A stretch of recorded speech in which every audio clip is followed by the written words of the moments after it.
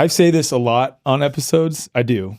Like, because there's a lot of rad people that I talk to, so I'm like genuinely looking forward to them. But like, this one is exceptional because we've met a number of times in person, of course, and that's awesome.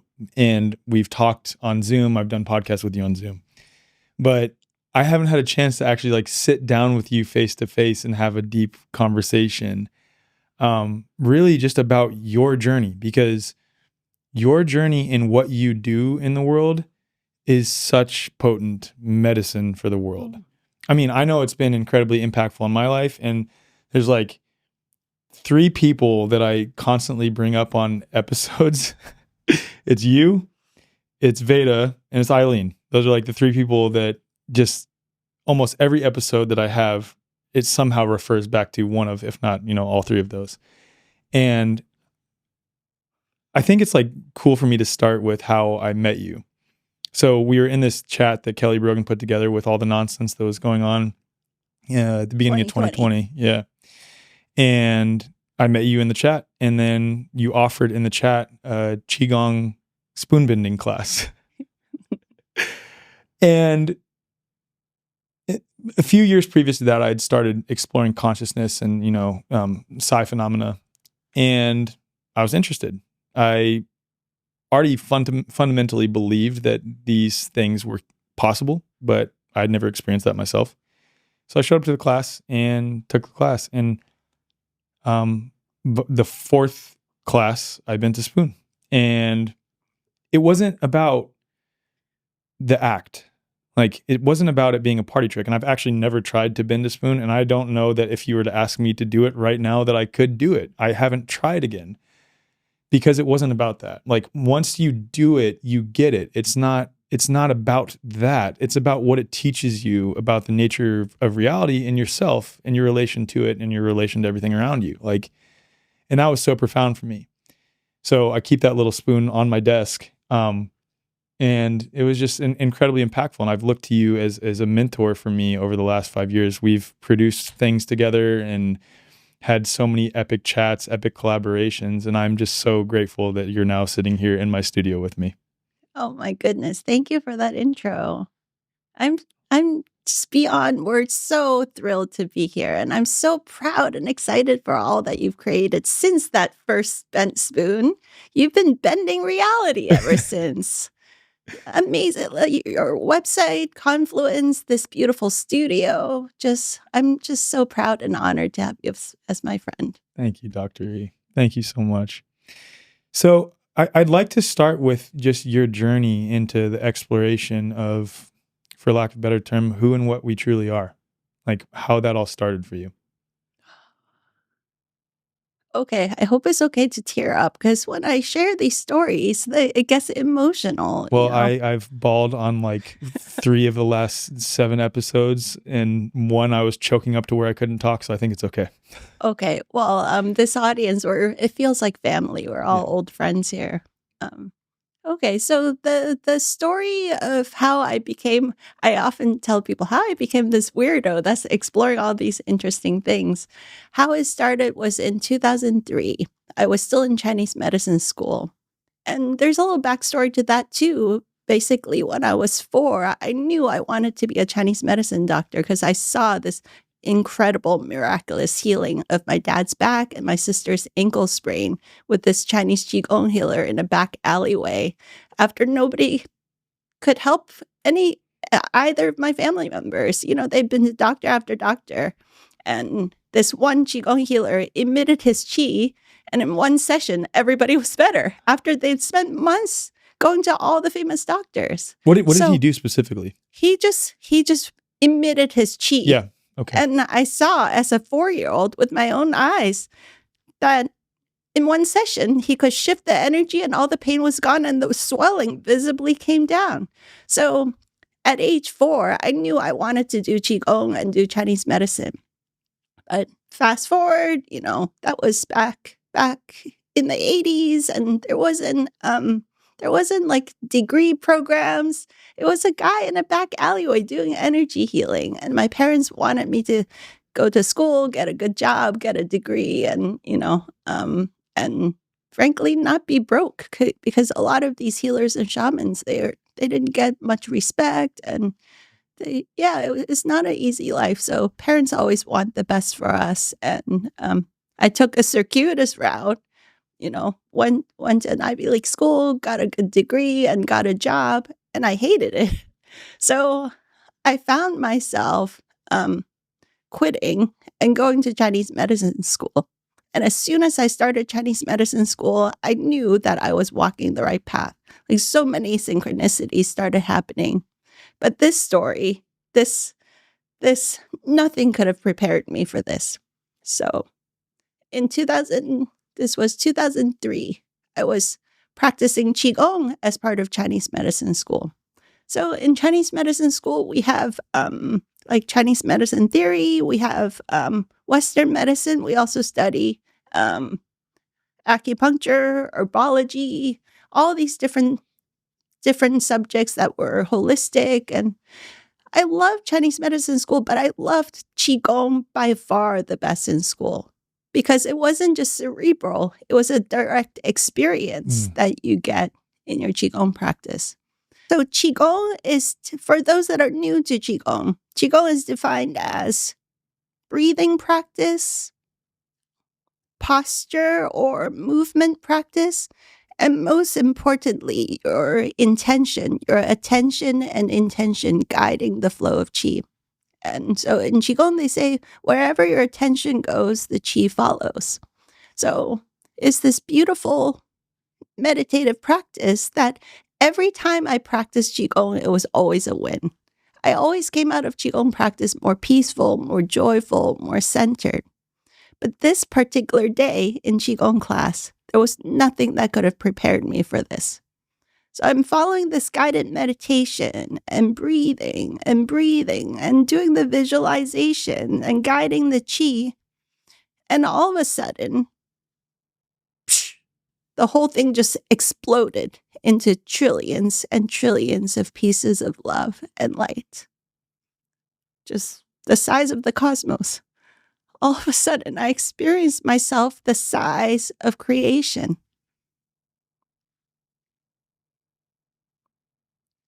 The feeling was so blissful, so beautiful, so peaceful.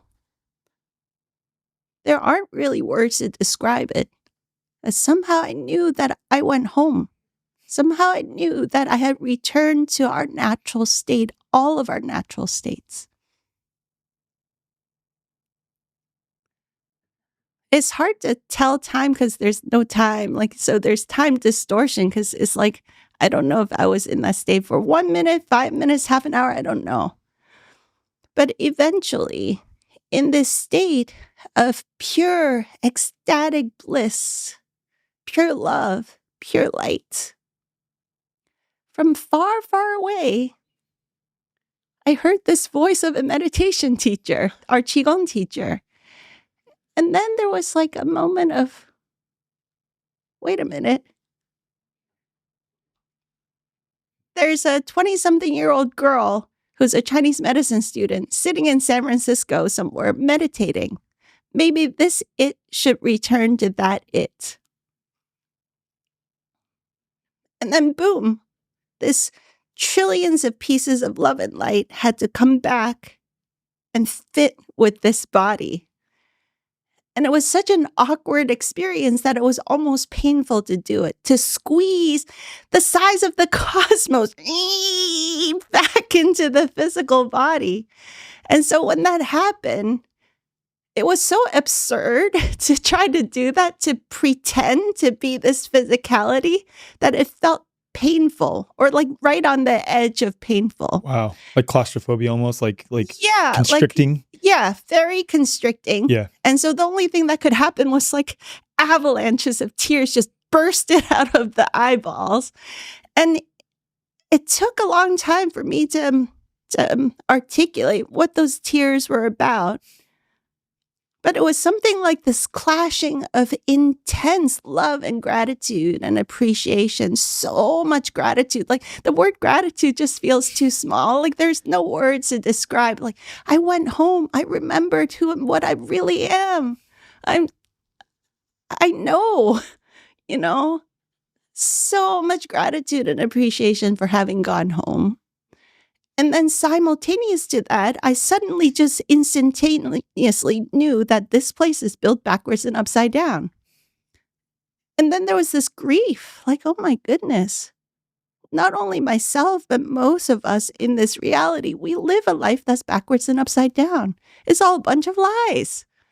So I felt so sad and so angry and so confused, and it was just so many things. It was really hard to metabolize everything that I experienced in that moment, you know? And for the remainder of that Qigong class, I remember the other students in that class, they didn't know what to do with me because I'm uncontrollably sobbing. And they're like, are you okay? And I couldn't articulate anything. And the teacher was very kind and loving, but she didn't really know what happened to me. And I just was like shaking and sobbing. And I might have said something about how much love, like I just love creation or something like that. I mumbled some words, and yeah. So after that experience in that Qigong class, you know, we were practicing moving certain energies in the class, and I had partnered up with, I don't think I've shared this with you. I partnered up with another practitioner to kind of feel our energy, our auras, and so on. And she couldn't find the boundaries of my aura. Like she went to the edge of the building. Wow. And she was like, oh, I think it might be over here. Because we were learning to kind of feel the bubble of light that is around our bodies. And so, you know, previous to that, my bubble of light was like around here. And then after that happened, it was like at the edge of the building.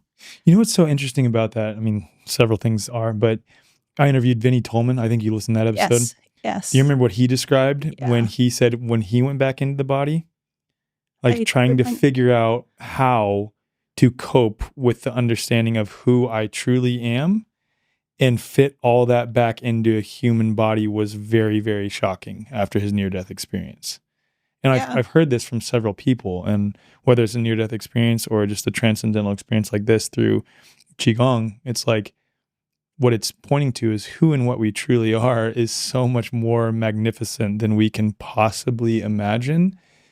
And what's so cool about that, though, I've said this on a number of episodes recently, but I think it's worth saying here that I think of our biofield as the soul or an aspect of who and what we truly are within the context of a body, right? Which would make sense because you're talking about how they couldn't find the barrier to your biofield or aura.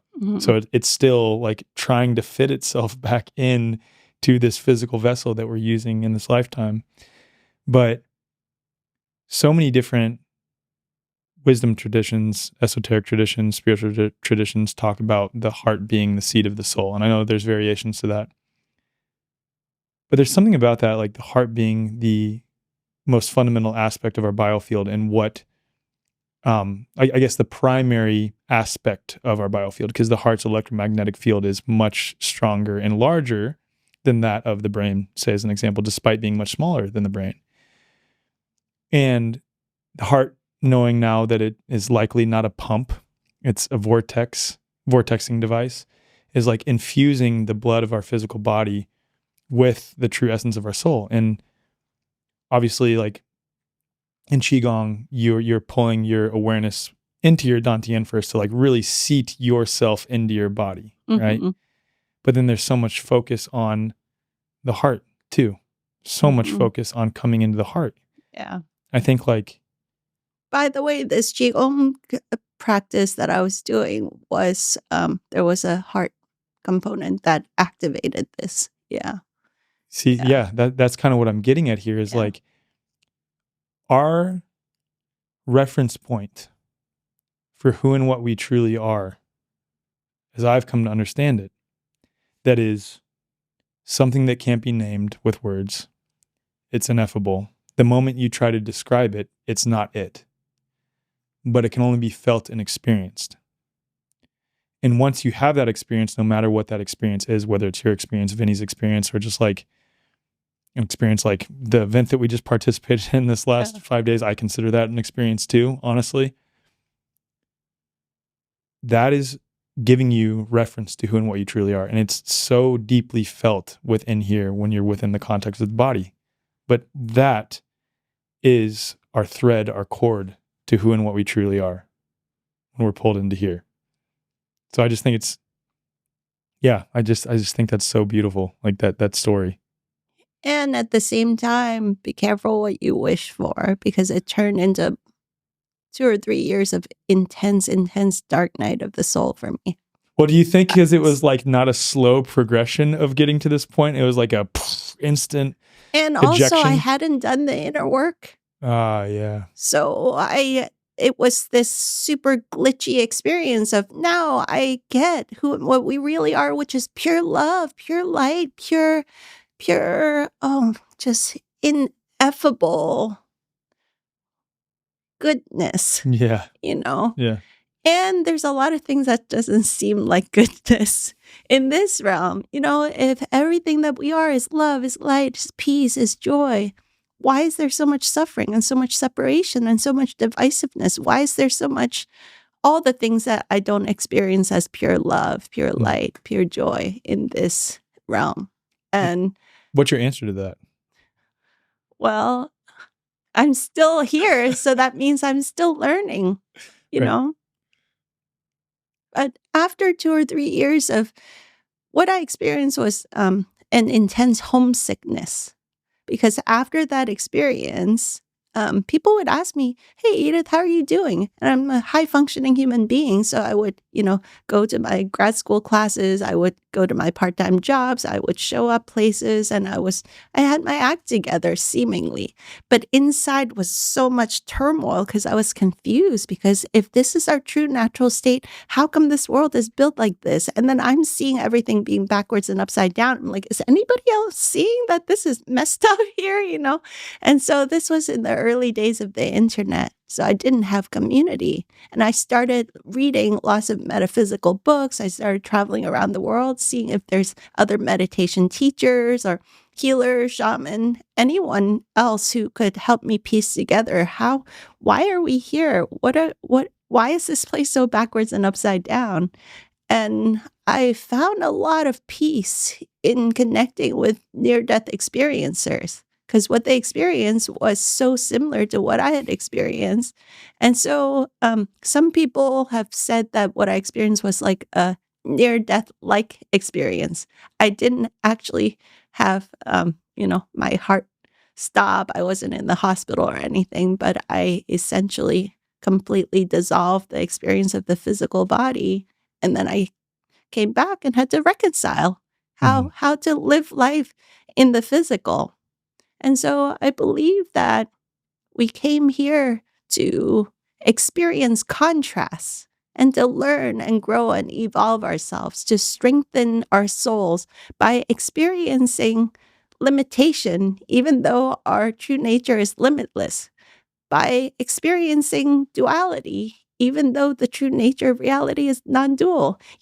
We have to have this interesting experience of what we are not to get clear what we actually are. And so it's a little bit of a hide and seek game with ourselves that we're playing here. I would also say, in addition to that, because I completely agree with everything you said, like referring back to, again, my own experience with my life, right? Like having gone to the depths of darkness, like in my own life, in my childhood and things like that, and, pretty rough childhood, it's given me so much more appreciation and so much more gratitude for all of those things that we would term positive, right? Like all of the love that I experience is so much more meaningful. The connection that I experience with people is so much more meaningful. The gratitude that I have really for all of it, but it's so much more meaningful and rich because I know what I've gone through on the other side of it. So I wonder if like you could really just apply those same principles, not only on an individual basis, but a collective basis. Like mankind has gone so far off course, and we've experienced that together. But now, because of that, we are now creating something new together. And that newness has so much richness to it because we know what's possible. And we're going to get into a lot of stuff in this episode on what we are truly capable of, even within this experience. Like, it doesn't have to be that we blast off, although that can be cool. But here in this illusory physical reality, we can create so much real, very real, potent magic that can change people's lives. Yeah. I'm so grateful for the Qigong practice because it induced this experience, but subsequent to that, it was what helped me to gradually stabilize and embody also. Because in Qigong, we don't just blast off into the cosmos. We learn how to work with the flows of energy while grounded, centered, rooted in our physicality. And so this is calling out a little bit of the New Age BS out there, where it's like, it's not all just love and light. How do you bring that into your physicality, embody it, bring this beingness into actions and behaviors that are congruent with your values and in integrity, 24/7, 365, like embodying it and taking it into physical action also. And that's a journey that's still going, but it took about 2 or 3 years for me to even start to feel like I was like back in my body again. So did you have like, after that experience, you knew that, okay, there's something to Qigong. Was there any moment that you were like a little bit more fearful of having that happen again and then having to reintegrate again? Or did you just have this intuitive knowing that, okay, this is clearly very powerful, what I'm doing, Qigong.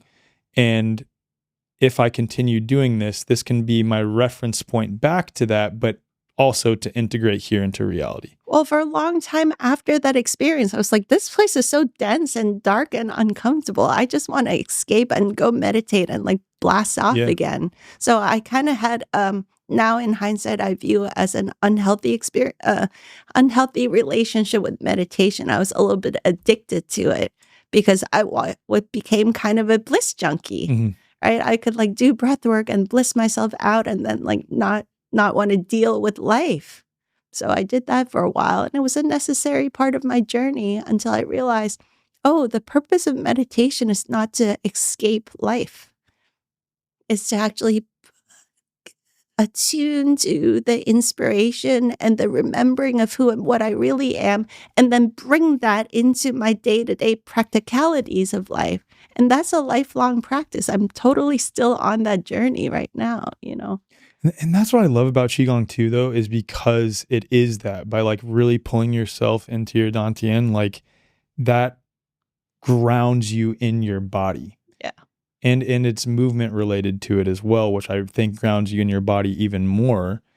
And it's not this like cerebral sort of escapism that in my experience, a lot of other meditations are, which like, of course, they can serve a purpose to give you context for who and what you truly are, but like, how are you integrating that into your life? And likewise, what stands out to me with this Qigong experience though, or just like with my own experience of Qigong, I've not had a blast off experience, which I think maybe I'm a little bit grateful for, in a way. I've had more of a gentle,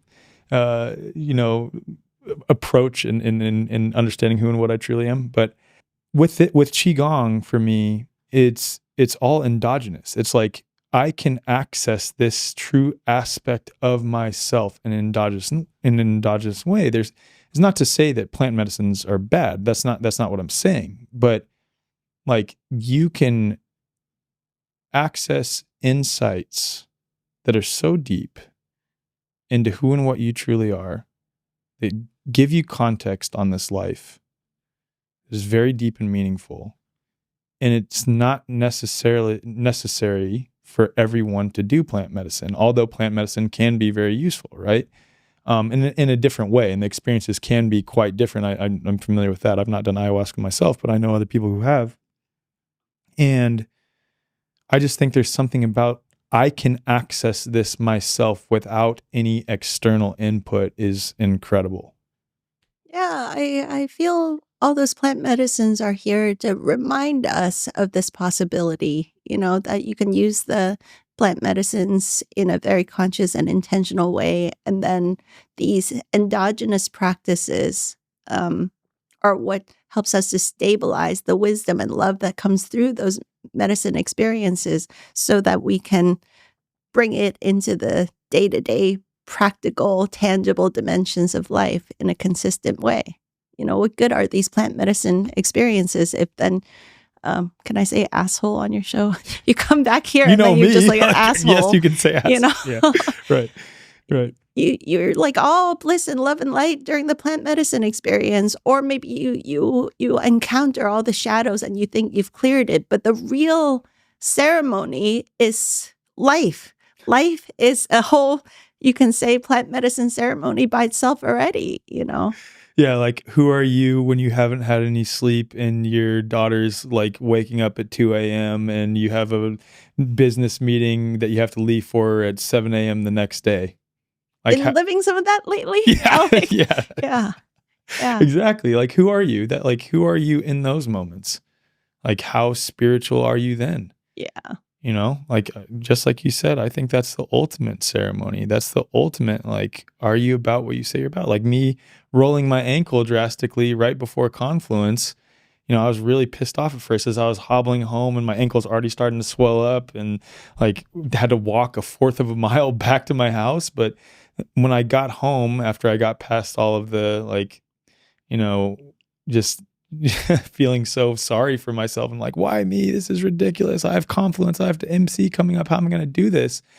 I then recognized it as a gift though. And I think I've become quite good in recognizing hard experiences as an incredible gift to learn more about myself and also be about what I say I'm about. And my ankle was purple from literally my toes all the way up to my shin.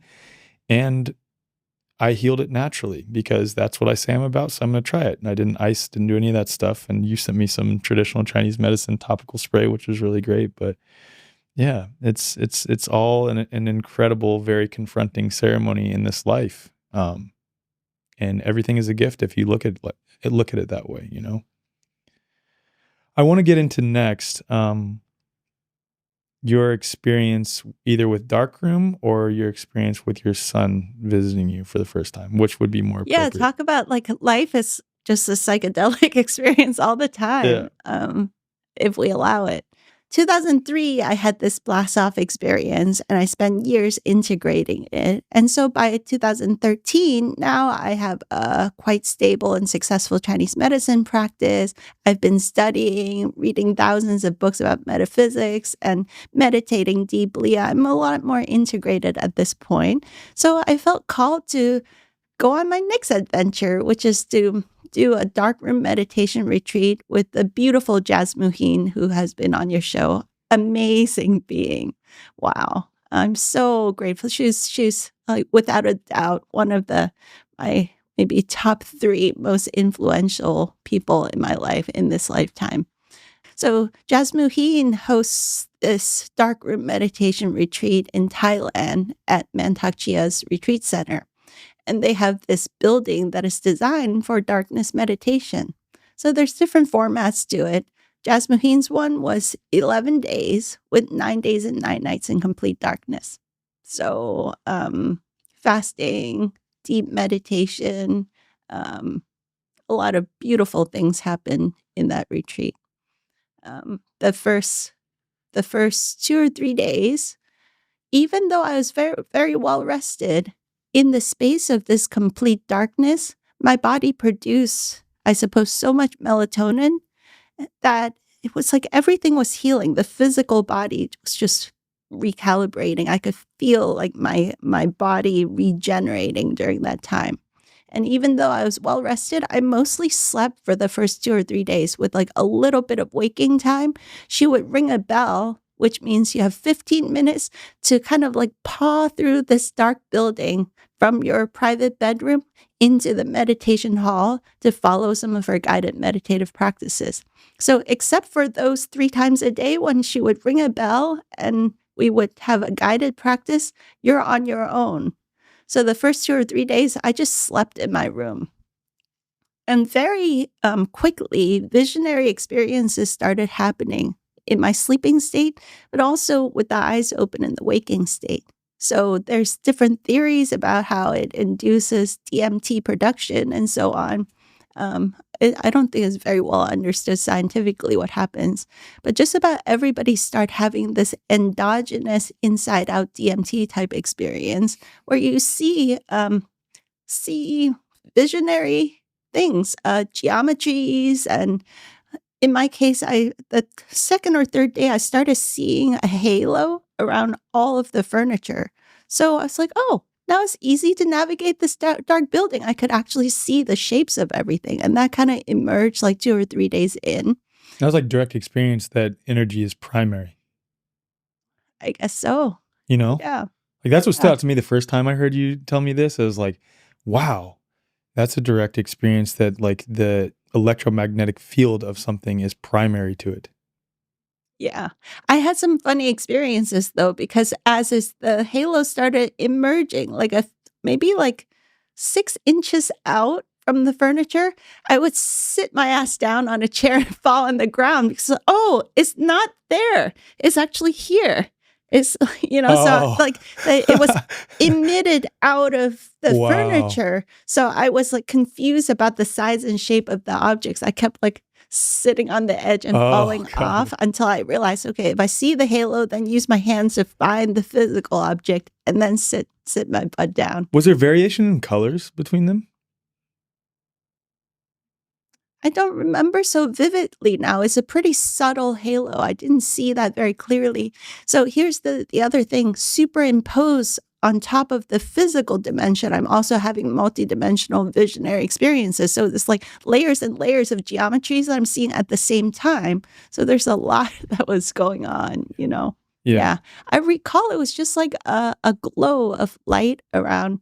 I don't recall it being very colorful because I had colorful experiences of multidimensional layers, So. I just made a huge connection in my head with your story, which is wild. But I want you to get to it first because do you feel comfortable sharing who visited you then? This is gonna go for hours. We're gonna try to wrap this up. Well, there's a reason I just brought that up because that's the connection I made with how they train their young in the darkness. Okay. And sorry. Okay. Go. Okay. Yeah. So as the days progress, I started having some really interesting experiences of beings visiting and remembering of all kinds of aspects of other lifetimes that the same high self had incarnated into, and how I could access the wisdom of multiple lifetimes if it's useful for this lifetime. So one example was there was this really jolly old Chinese Qigong master with a big old beard, and he had this bowl of eggs, like golden eggs, a little bit like that bowl of rocks right there. And then early on in my journey in darkroom, he went, here, boing, and he put one in my dantian, and he kept being like, 10 your egg, 10 your egg, breathe here and 10 your egg. And he was goofy and silly and fun and funny. I just loved him. Every time he would just emerge and appear in front of me, I was like, I know this guy so well. Why do I know him so well? He's so cool. I'm so glad he's here, And he's a little bit silly, and he was smiley and so jolly. And I just it would just bring me so much joy every time he would emerge and appear to me. And then Jasmine would play music once a day just to break up the monotony. And she played this, healing Chinese track one day because she was playing didgeridoo, different sacred healing music, all kinds of music just to bring in different frequencies of energy. Once a day, she'd play some music. The day that she played the Chinese music, suddenly all these visuals, and it was not just visual, it was like a reliving of experiences. I suddenly experienced myself as a young man, as a Qigong practitioner, as a young man, going on multi-year retreats in the side of a mountain, fasting, meditating, doing Qigong practices, and so on. And then spontaneous Tai Chi-like movements started arising out of me. It was like a remembering from inside out. I would just move my body in these certain ways. And I was like, what's going on here? And then eventually, I'm cutting a very long story short, because after the third day, you don't really need to sleep anymore. So you have experience after experience. It was like a 7 days, 24-hour cycle of multidimensional visionary journeying over and over again for 7 days straight. So I'm trying to give a few highlights here. Real quick, yes or no, were you eating food during that at all? So Jasmuheen's style of retreat, she offers either water, juice, or nothing.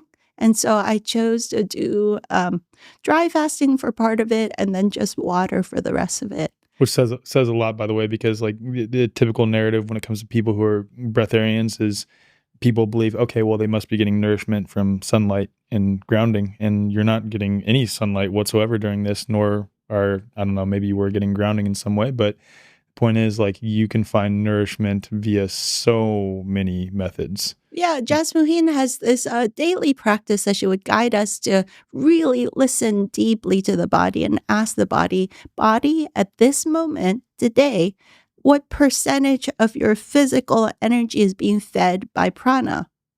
And what is, she calls it the cosmic hydration quotient. So ask your body, do you need water? What percentage are you being cosmically hydrated? And so I listen every day. I just listen. If it needed something, I would eat or drink something. But if it didn't, I just carry on because my body was telling me it's fine. So, this is, I guess, disclaimer. Don't try this at home unless you really know yourself. Fasting, and especially dry fasting, can be quite dangerous if you just jump into it without a lot of support and a lot of experience working with your body and like really knowing yourself. Mm-hmm. Yeah. Sorry, did you go off on that tangent? Yeah. Pick up where we left off with the spontaneous Tai Chi. Yeah, so I guess that is related because in that fasting state, you don't have a lot of distractions from the flavors of food or even the juices. I didn't want the juices. That felt like way too much information to me just to have a juice, So dry fasting or a little bit of water felt just like the right amount for me. So when I asked my body, it would always say, I'm 100% fed by prana right now. And when I asked my body about the hydration, it would say something like 98%. So I dry fasted for part of it, and then I drank water for part of it, just listening to the body. But in that state, that allowed a lot of deeper information to flow, and I wasn't distracted by food and flavors and so on. And at a certain moment, this remembering of the Tai Chi and remembering of the young man, it's like, wait, I am that young man. And so I started integrating all those memories from that Qigong lifetime. And then fast forward, it was like rapid succession. I see the old man and he looks at me. I look at him. He's like, I am you. You are me. Remember? The two bodies just like superimposed on top of each other. And then for the rest of the time, I walked around as an old man, Qigong master, remembering all the wisdom of that lifetime. It just came back to me. Yeah. And yeah, so it was very powerful. So interspersed with that was visits from a group of 12 Kogis who would come to my bedroom and interact with me. And there's just such special beings on this planet, They're earth keepers. I came to realize that this... Oh, can I even say planet on this show? I'm sorry, the Earth realm. You can say planet. It's fine. It's a colloquial term. It's fine. They showed me how the matrix of this Earth realm is the energetic grid of it because of, so they call us younger brothers. Because younger brothers' unconscious ways were pillaging the earth constantly. They showed, just like my study of Chinese medicine, if we have physical injuries or if we have a surgery and have scars and so on, how that affects the energy flow and how that ultimately can lead to imbalances and dysfunction in tissues and organs and can lead to tremendous sickness if the energetic flow is disrupted without some thoughtfulness around it, right? Real quick, just for context for the audience, the Kogi people are a tribal people in Colombia, in the country of Colombia. Yeah, and they're best known for raising their seers, teachers. They're called the Kogi Mamos, and raising them in darkness. That was a connection point. That's what I was like, had an instant like, oh, it's so fascinating that the Kogi raised their mamos in darkness, in caves primarily, right? Yes. Only exposing them to sunset and sunrise, I'm not an expert. There are others that know a lot more about this than I do. But from my understanding, to the point, that's how they cultivate the abilities, the innate abilities of the mamos, is by raising them primarily in that environment. So I just found it to be incredibly interesting that the Kogi people visited you while you were in darkroom. There's something to that. Yeah, so a group of 12 Kogis, but these are Kogis that I experienced them as having passed on already. Mm-hmm. They're not currently in the physical, although I can't be totally sure. A group of 12 energetic beings came to visit me in my bedroom in the darkroom retreat and started sharing some beautiful wisdom. But the first time they came was before I had this reintegration with the Qigong lifetime.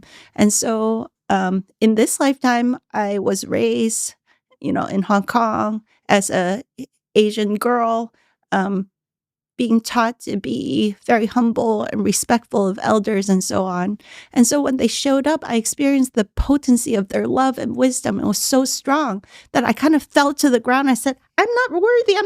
Why are you visiting me? I'm so small and you're so big. And I shrank myself down because their power and potency was so great that I felt myself shrink down. And I kind of was like, you shouldn't visit me. I'm not worthy, basically. That was my reaction. Wow. So they're like, why are you reacting like that? We'll visit whoever we want to visit, basically. That's on us to decide who we feel we want to visit. And so they just disappeared. And I carried on. The Qigong master would show up and be jolly and say, remember, breathe here, tend your egg,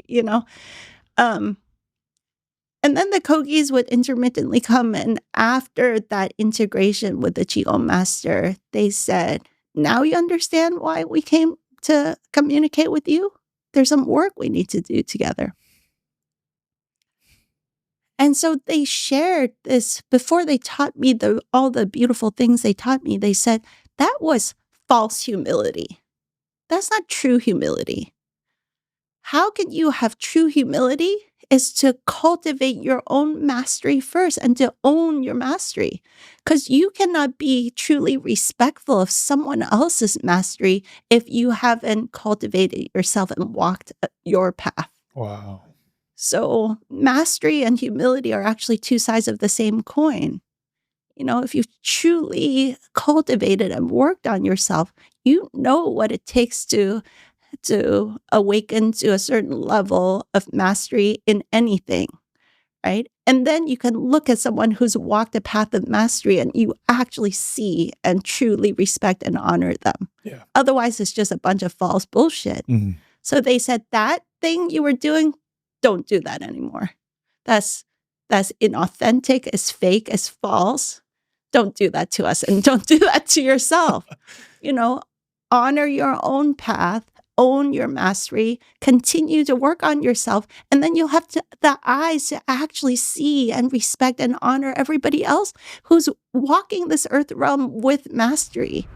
Most of our ancestors ate nose to tail, which means they consumed all parts of the animal, didn't waste really any of the animal, and that means that their diets were naturally rich in essential nutrients like collagen. And unfortunately, most modern diets are severely lacking in essential nutrients like collagen, which is why Paleo Valley made their 100% grass-fed bone broth protein powder. The term grass-fed today is thrown around pretty wildly. It can mean anything from 100% grass-fed to just partially grass-fed to minimally grass-fed and really primarily grain-fed. But Paleo Valley goes the extra mile to ensure their bone broth protein powder is sourced from 100% grass-fed cows. I have here in front of me the chocolate bone broth protein powder, and the ingredients in this are bones and water, organic coconut milk powder, organic cacao bean, organic chocolate flavor, organic monk fruit extract, and Himalayan pink salt. That's it. They also have a vanilla flavor, and they also have an unflavored version, but I am partial to the chocolate flavor. It tastes just like the chocolate milk that I used to have as a kid, except for it's not toxic. It's actually really good for you. I've been shopping with Paleo Valley for years. I've used their bone broth protein powder, their 100% grass-fed beef sticks, also their organ supplements, and I've found their products to be nutrient dense, high quality, natural, and made with integrity. So if you're ready to upgrade your health in just 30 seconds a day and get this essential nutrient collagen, head to the show notes or visit paleovalley.com/the way forward. And when you check out, a 15% discount will be automatically applied to your order. Experience the difference of truly natural, nutrient-dense, 100% grass-fed bone broth protein powder and so many more incredible products with Paleo Valley. Care today operates on an outdated mechanistic model, treating the body like a battlefield rather than a self-healing system. You wait months for an appointment only to receive a rush diagnosis that labels you rather than truly understanding your unique health. Even in holistic health, many practitioners rely on endless lab tests and supplement protocols, addressing symptoms instead of the root cause. And the result? Another prescription or supplement regimen that merely suppresses or masks symptoms rather than facilitating true healing, whether the imbalance was physical, emotional, energetic, or a mix of all three. And that's why Dr. Tom Cowan co-founded the New Biology Clinic, to offer something radically different. As one of the most respected natural health doctors in the world, Dr. Cowan has spent decades challenging conventional medicine and advancing a deeper understanding of human biology, water, and natural health. His work isn't just about rejecting the mainstream, it's about offering a more truthful, biologically coherent approach for healing. The New Biology Clinic recognizes that health isn't about fighting disease, it's about restoring balance. You're not a diagnosis, you're an individual with a unique story, and healing should honor that. With virtual consultations available worldwide, the clinic offers a flat-rate monthly membership that gives you direct access to practitioners who take the time to actually listen. Members also get exclusive health live streams, a resource library, and live sessions covering everything from biofield tuning and breathwork to movement and meditation, all designed to support whole body healing. And if you're not ready for a membership, you can book a one-time appointment, sign up for an enrichment-only membership for the healing modalities alone, or schedule a free connection session with one of the care team members to see how the New Biology Clinic can help in your specific situation. This isn't about keeping you dependent on doctors. It's about making you sovereign over your health. Head to newbiologyclinic.com and use code THEWAYFORWARD, and that's spelled The Way, FORWARD, for $50 off account activation, or just head to the show notes for more info. If you're a member of The Way Forward, email hello@thewayforward.com for $150 off. Your body already knows how to heal, and New Biology Clinic helps you remember.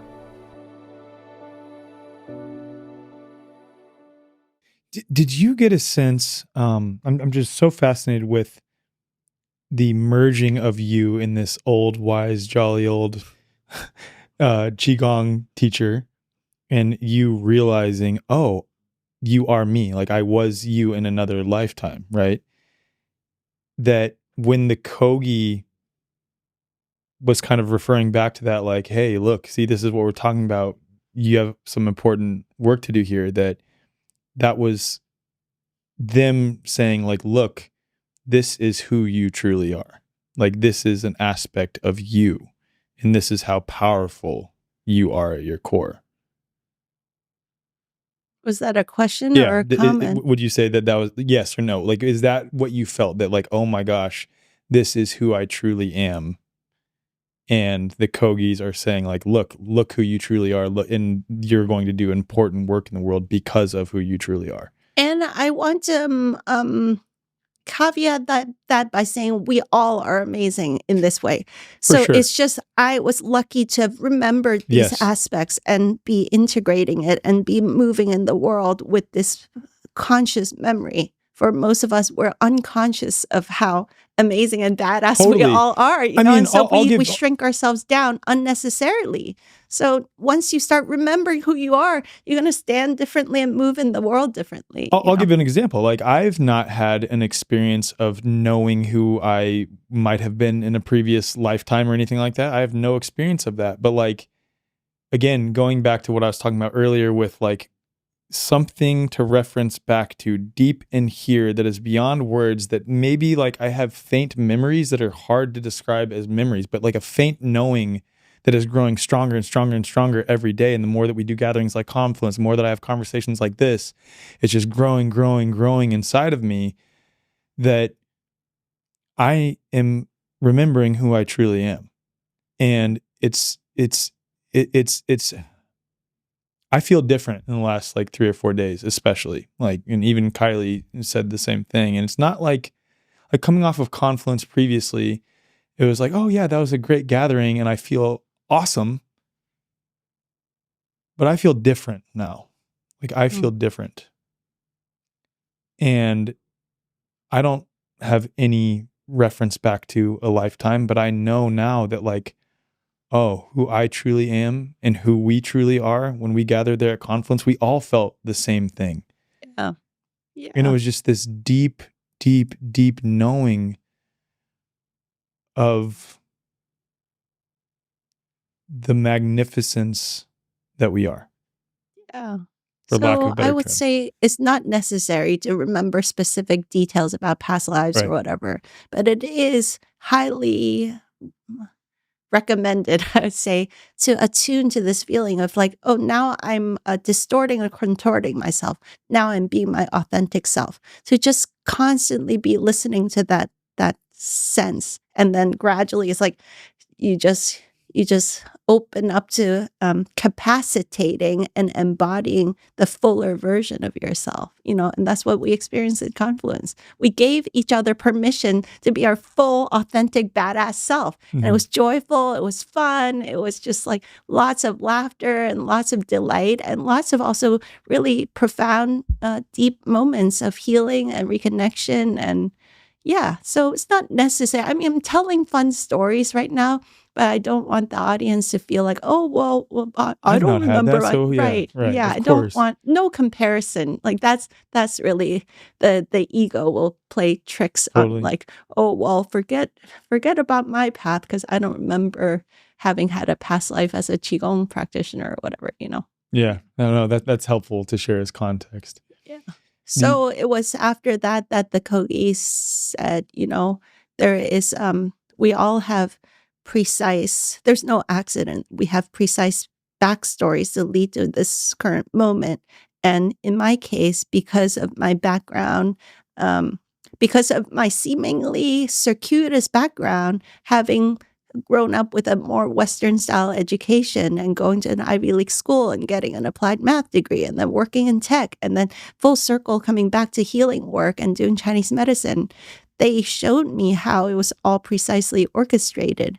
And now I am someone that, just like you, just like many of our audience, we can be a good bridge builder. Yes. I have attunement and awareness of energetic realms. I understand acupuncture meridians and chakras and so on. And so in working with the earth, she also has meridians and chakras and so on. And so we can be good bridge builders to understand the nature of this physical realm, that there's the physical, energetic, or metaphysical layers, and to attune to all these levels and dimensions of life. And so in the case of the Kogis, they shared with me how they essentially are constantly doing energy rewiring or acupuncture. Grid management, you could say? Yeah, grid management in order for the whole thing not to collapse. Yeah. Like the ecological disasters would be happening constantly, even more so than we actually see if they weren't constantly working to rehabilitate the energetic matrix of this earth. I watched this one documentary about them. I've watched a couple, but in one of them, it showed the oil companies like off the coast of Colombia that are just destroying parts of Colombia. And the Kogis were literally like leaving their community up in the hills and the mountains of Colombia, walking all the way down and literally like walking the coast and relaying the ground. I forget exactly what they used, but they use a gold thread in order to actually show to these little dumbass younger brothers who can't see energy. They're like, here's the energy line. If you disrupt it, it causes major ripple effects. So they said, maybe if we put a gold thread and walk the meridian and show you how it flows, maybe you'll be like less dense. I just think it's so funny they refer to like the rest of humanity as little brother. Yeah, younger brother. Yeah, younger brother. Yeah. That's funny. Yeah. You had that experience though, like speaking of the earth, right? And this assumption that we can destroy the earth. It's not that we can destroy the earth, it's that we can destroy ourselves by not treating the earth well. And can you share that experience of like interacting with Pachamama that you had? Okay, we're not going chronological now, but that's okay. Just real quick, because it relates. Yeah. Well, because we're going to share the story of how my boy came to me, and then fast forward, he's in my belly now. I'm 7.5 months pregnant, and I felt really drawn to go to Peru. And it's not convenient to travel when you're 7.5 months pregnant in high altitude and so on. But I knew that I just felt the calling. So we went on this guided tour that was 10 days. And within that 10 days, there was 3 days that was basically a silent meditation retreat on an island called Amantani in Lake Titicaca. And there's a bunch of beautiful sacred sites there. It's a very tiny island. And there was a meditation teacher that was guiding meditations. But to be honest, a lot of us were like, skip the meditation and just walk around the island and tour around. And so this particular day, I was touring around the island, and then we would come back to the meeting spot, and they would take us to a new sacred site once a day. And so that day they said there's a place called the Sillon de Inca that is really special. It's got this giant stone that's carved almost like a throne. It faces exactly the direction of sunset. We don't know what they used to do here, but clearly you can sit here and gaze at the sunset and maybe meditate or something. And it's got this, impossible Inca stone wall thing all around it. It had very beautiful energy. So I was not in any kind of meditative state. I had skipped all the meditations of these days, and I had been just touring around the island. And so the tour guide saw that I was 7.5 months pregnant, huffing and puffing, having a hard time with the terrain of the trails and getting there. So he grabs his hand and said, "Here, Edith, let me help you." Right? He's helping me. And then as soon as I got there, we were all silent. We were observing silence because it was like 3 days of a silent retreat. So except for the meditation teacher, nobody else spoke. So he grabbed my hand and put it on this rock that is shaped like a chair. And I don't know what happened. The next moment I'm seated on it. And it was mandalas, mandalas, mandalas, all these shapes, mandalas, mandalas, mandalas, mandalas, mandalas, mandalas, mandalas, mandalas. And faces started coming. And then faces. And I knew that these were all the seers that had sat in that space before. I recognized all of them. Wow. And they were across millennia. All these faces of other beings that had sat in that chair and had basically the same transmission that I was getting. That was my recognition. So after all of this, Pachamama came through, and it was a loving energy, so loving. I'd never experienced anything so loving, and it was a motherly, loving energy. And she it was like, "Hi, honey." It was like an embrace, And I'm realizing as I'm telling you that I have this pattern where I was just another one of these, like, I'm so sorry, I'm not worthy kind of moments where her consciousness is so huge and so vast, and she was so non-judgmental, so loving, and still I felt guilt and shame. I showed her images of all the unconscious ways in which I pollute this earth, and I do all kinds of things that's unkind to her. And so she says, no, no, no, honey, look at all. And she showed me scene after scene after scene of every time we hug a tree, every time we caress a rock lovingly, every time we admire nature and the beauty, that she says, that's food for me. And she said, every time you have groups of your friends get together and you do your, Father, Son, Mother Earth kind of, or Father Sky, Mother Earth meditation, and you bring your heart energy and you send your love and gratitude to her. She said, you think that's just a visualization? That's not a visualization. I live for those moments when you guys remember me like this. And I said, well, what about all the pillaging and the pollution and all the crap that we do?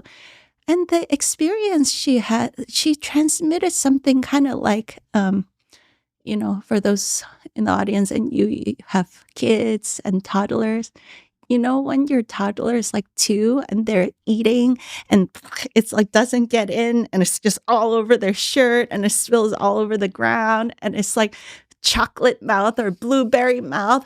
And you're like, oh my goodness, it's so cute. Let me take a photo. That's how she experienced us making a big hot mess here. Wow. She's like, I love you so much. You're growing up so fast, honey. You're growing up perfectly. When you're older, you'll just clean up. Don't worry about it. It's all perfect. Like, there's no need to feel guilt or shame. You are growing up perfectly, and at the perfect moment, you will outgrow this phase. It's all perfect. I love you. I love you. I love you. I love you. I love you. I love you so much.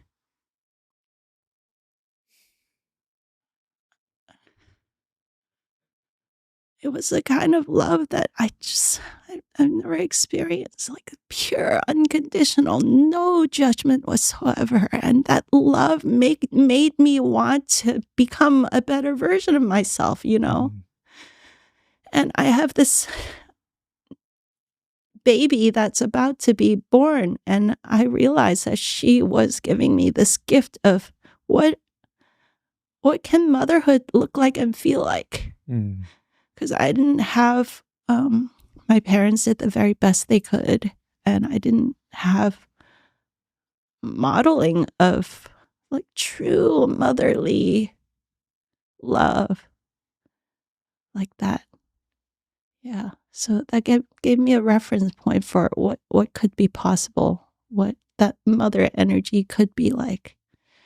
And so I'm just I'm recalibrated through and through and through from this experience. And I thought, wow, that was the most beautiful 5 minutes of my life I've ever experienced. And then I opened my eyes and the rest of the tour, they had like all vanished off and the sun had set, which meant it was about an hour and a half had elapsed and I was still on this throne. I was like, sorry, I hogged the place and now it's dark and we got to trek back to our base camp place. And yeah, it changed me forever meeting her like this. So it could be that my meeting with the Kogis calibrated me, and then the pregnancy, all of that, created the circumstances where I was ready to receive a gift like that. Well, especially like knowing where we're headed in this conversation, it all just lines up to make sense for you to be one of the primary, or very important messengers of again remembering who we are, like awakening to that, and it's through the children, right? Like giving you this, the Kogi giving you the reconnection with Pachamama, like calibration to be able to receive that, and then receiving from Pachamama, Mother Earth, the unconditional love. And then that facilitating you to do what you do now with children, which we're going to get into. It's like It all just makes sense. Yeah. It all makes Thank so you much for sense. this conversation is so helpful because I hadn't pieced all of it together. This is my first time sharing all these stories, not as separate stories, but kind of as a contiguous experience of this life. And you're really healing me to be able to see how it all connects together. You know, It just no makes accident. so much sense. Yeah. Like it's so clear. It's so clear.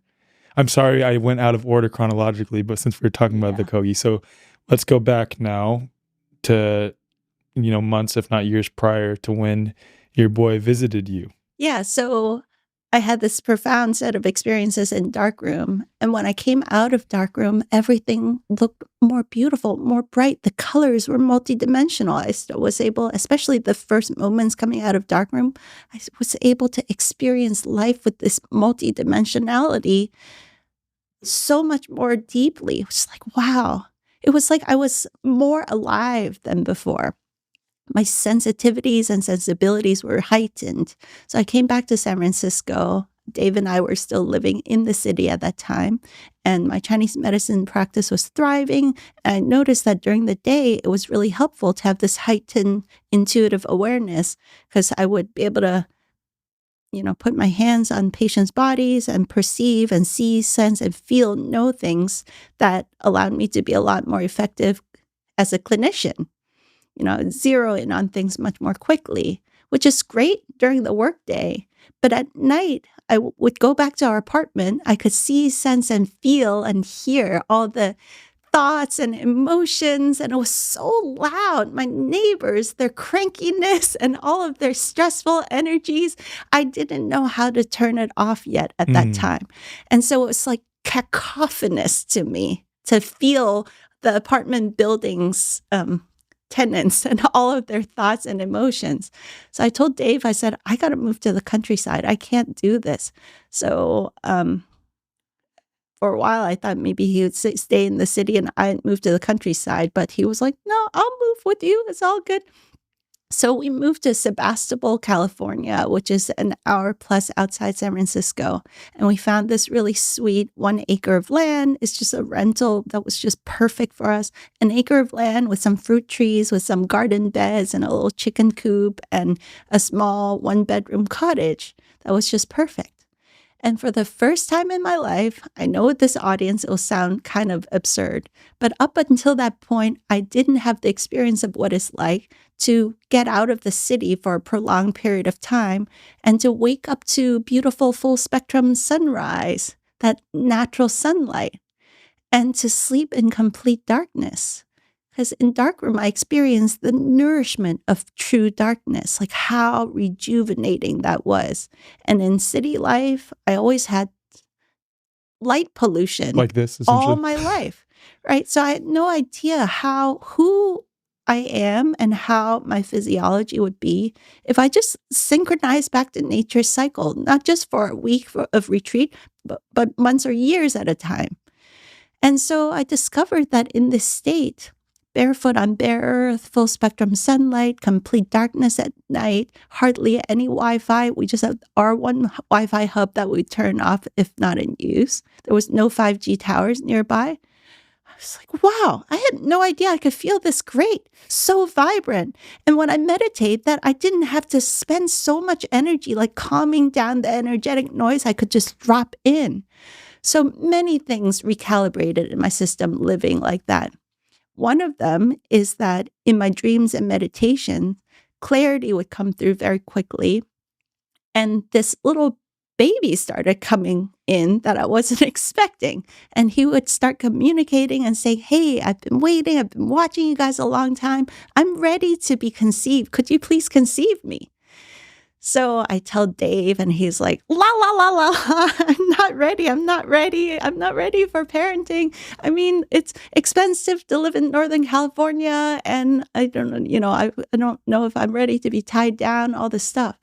So every night, this little baby would visit and I would just have these cosmic travel dreams with him and we'd just be buddies. So I would look forward to going to sleep because it was like play date with this cute baby every night. Sometimes he showed himself as an orb. Sometimes he'd show himself as a 2-year-old or 3-year-old. I think he was trying to sell me Like he was like showing all the maximum cuteness. Like, hey, I'm so cute. Come on, you can conceive me, And so there was this one specific night where I'm in a half wake, half dream state. And I'm laying in bed and I nudge over to Dave and I said, baby's here. Baby's here again. And he was like, oh no, he was telling people, he's like, I guess women after a certain age, they just have dreams about babies. I guess it's normal. It's their biological clock. And people are like, no, man, I think you should pay attention. This is kind of special. What's going on? Anyway, this one night I'm in this half wake, half dream state. And I go, baby's here again. And so every time that this baby comes, he announces himself with a sound. Brim. Whoa. Yeah. Whoa. So I knew that it was like going to be another fun experience. But the way that this one showed up, he said, here, have a look. And he showed me the scene with all these orbs of light that are connected with these beautiful strings and strands of light. And it was a ocean of these orbs, so beautiful and so vast. And he said, right now, and this was 2013, he said, right now, there's a whole generation of these babies that are starting to incarnate on Earth right now. And we're going to blanket the Earth with a whole new energy. And he said, I know you guys don't want to be parents. You don't want to be moms and dads because you don't agree with the old ways of parenting and education, the ways that kids in the past were treated, the way you guys might have been treated when you were kids. And you know what? That's why you're the perfect parents for me, because everything you don't agree about the old paradigm is exactly why we came here to show a new way of being human, a new way of parenting, education, upbringing for the new kind of human. We need bodies to do that. And we're specifically choosing families that don't agree with the old way. And so that's why you're my perfect parents. And he said, each one of these babies have scoured the cosmos and chosen to come to Earth at this time. And each one of us have calculated precisely not only the perfect parents, but also the perfect geographic location, the perfect timing, the interrelationship between all these families and communities. We're going to be spread out all across the world. And somehow we're all going to find each other. We're all going to connect through each other's parents and communities. We're all going to do work together. This is giving chills probably to all who went to Confluence. Yes, that's right? what I was just thinking about. And even though we're spread out across the world, we're all going to find each other. And he said, the precise timing, geographic location, and interrelationship of everything has been perfectly calculated. And it's so complex and so elegant. There's no way I can share this with you in a way that in your dumbed down human state, you could fully understand and appreciate. He said, please just take my word for it. We need bodies to incarnate into so that it's not a philosophy, it's not an idea. We're going to show through our example a new way of being human. So could you please conceive me? So while this was going on, he was also, I don't know if he was or it was sending me waves and waves of this beautiful energy where it was like recalibrating my frequency set to be more of a match to him. And I experienced my womb also getting an energetic upgrade, something like an etheric surgery while this was happening. And I'm articulating all of this to Dave. And Dave is like not even sure what to make of this, right? I don't know. Imagine those of you that have a wife, if you have a weirdo wife like me, sharing a story like this, I don't know what you would make of it. So he's like, all right. And then my boy said, look, you have free will to choose. You can choose not to conceive me. But just so you know, he went, he disappeared the scene. He said, you're not conceiving a nuclear family unit. You're participating in this whole web work of energy. If you choose not to conceive me, he disappeared the whole scene. The scene went pitch black. And all of the blissful frequency energy flows that I was experiencing turned off. He said, we just have to go back to the drawing board and recalculate the next best permutation. Because it's not just about you as a nuclear family. It has ripple effects of all of us in our incarnations. So no pressure or anything. I would assume that he was the one actually helping with those, coming up with the permutations, given how he has such an affinity for math in this earth realm. Maybe. Thank you for that. Yeah, he is quite good. I'm a proud mama. He is quite good at math. So that was the experience. So he said, if you choose not to conceive me, we go back to the drawing board and figure out another permutation. So just so you're aware of the dependencies and the ripple effects, it's all woven together into one web work of possibility. So you're choosing to participate in this entire web work. And Dave was like, he didn't know what to make of it. And then shortly after that, he's a tennis player. He's sporty. He fixes up old cars. He likes to do gardening. He's a physical guy. And so he was at yoga class just stretching himself out. He's not like really into metaphysics, but he goes to yoga to stretch his body out, and he goes into shavasana to rest afterwards. And our boy went into his stream and they had a little powwow. And after that, he was like, I'll consider it. He's pretty cute. It's like, okay. So during that time, the baby energy in our little cottage was so strong that people would come over and be like, is there a baby here? Oh, the typical baby smell. That people would smell a baby smell, or they would be like, it feels like there's a baby wait, there's no baby here. Wow. And so we joke because everybody could feel it. And Dave was like kind of afraid to even look at me or touch me with a 10-foot pole, because he was worried if he looked at me a certain way, there would be immaculate conception, And then there was a certain moment in which we felt Kabreem. We felt his presence, and we looked at each other and kind of knew, today's the day he wants to be conceived. Real quick. Mm-hmm. Sorry to interrupt. I just want to come full circle with that. The Breem sound, is that why you named him Kabreem? Yes. Because that's why I said, wow. Okay. Yeah. I thought so. Wow. Yeah. Wow.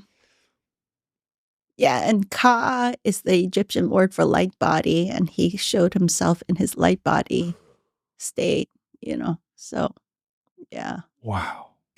Yeah.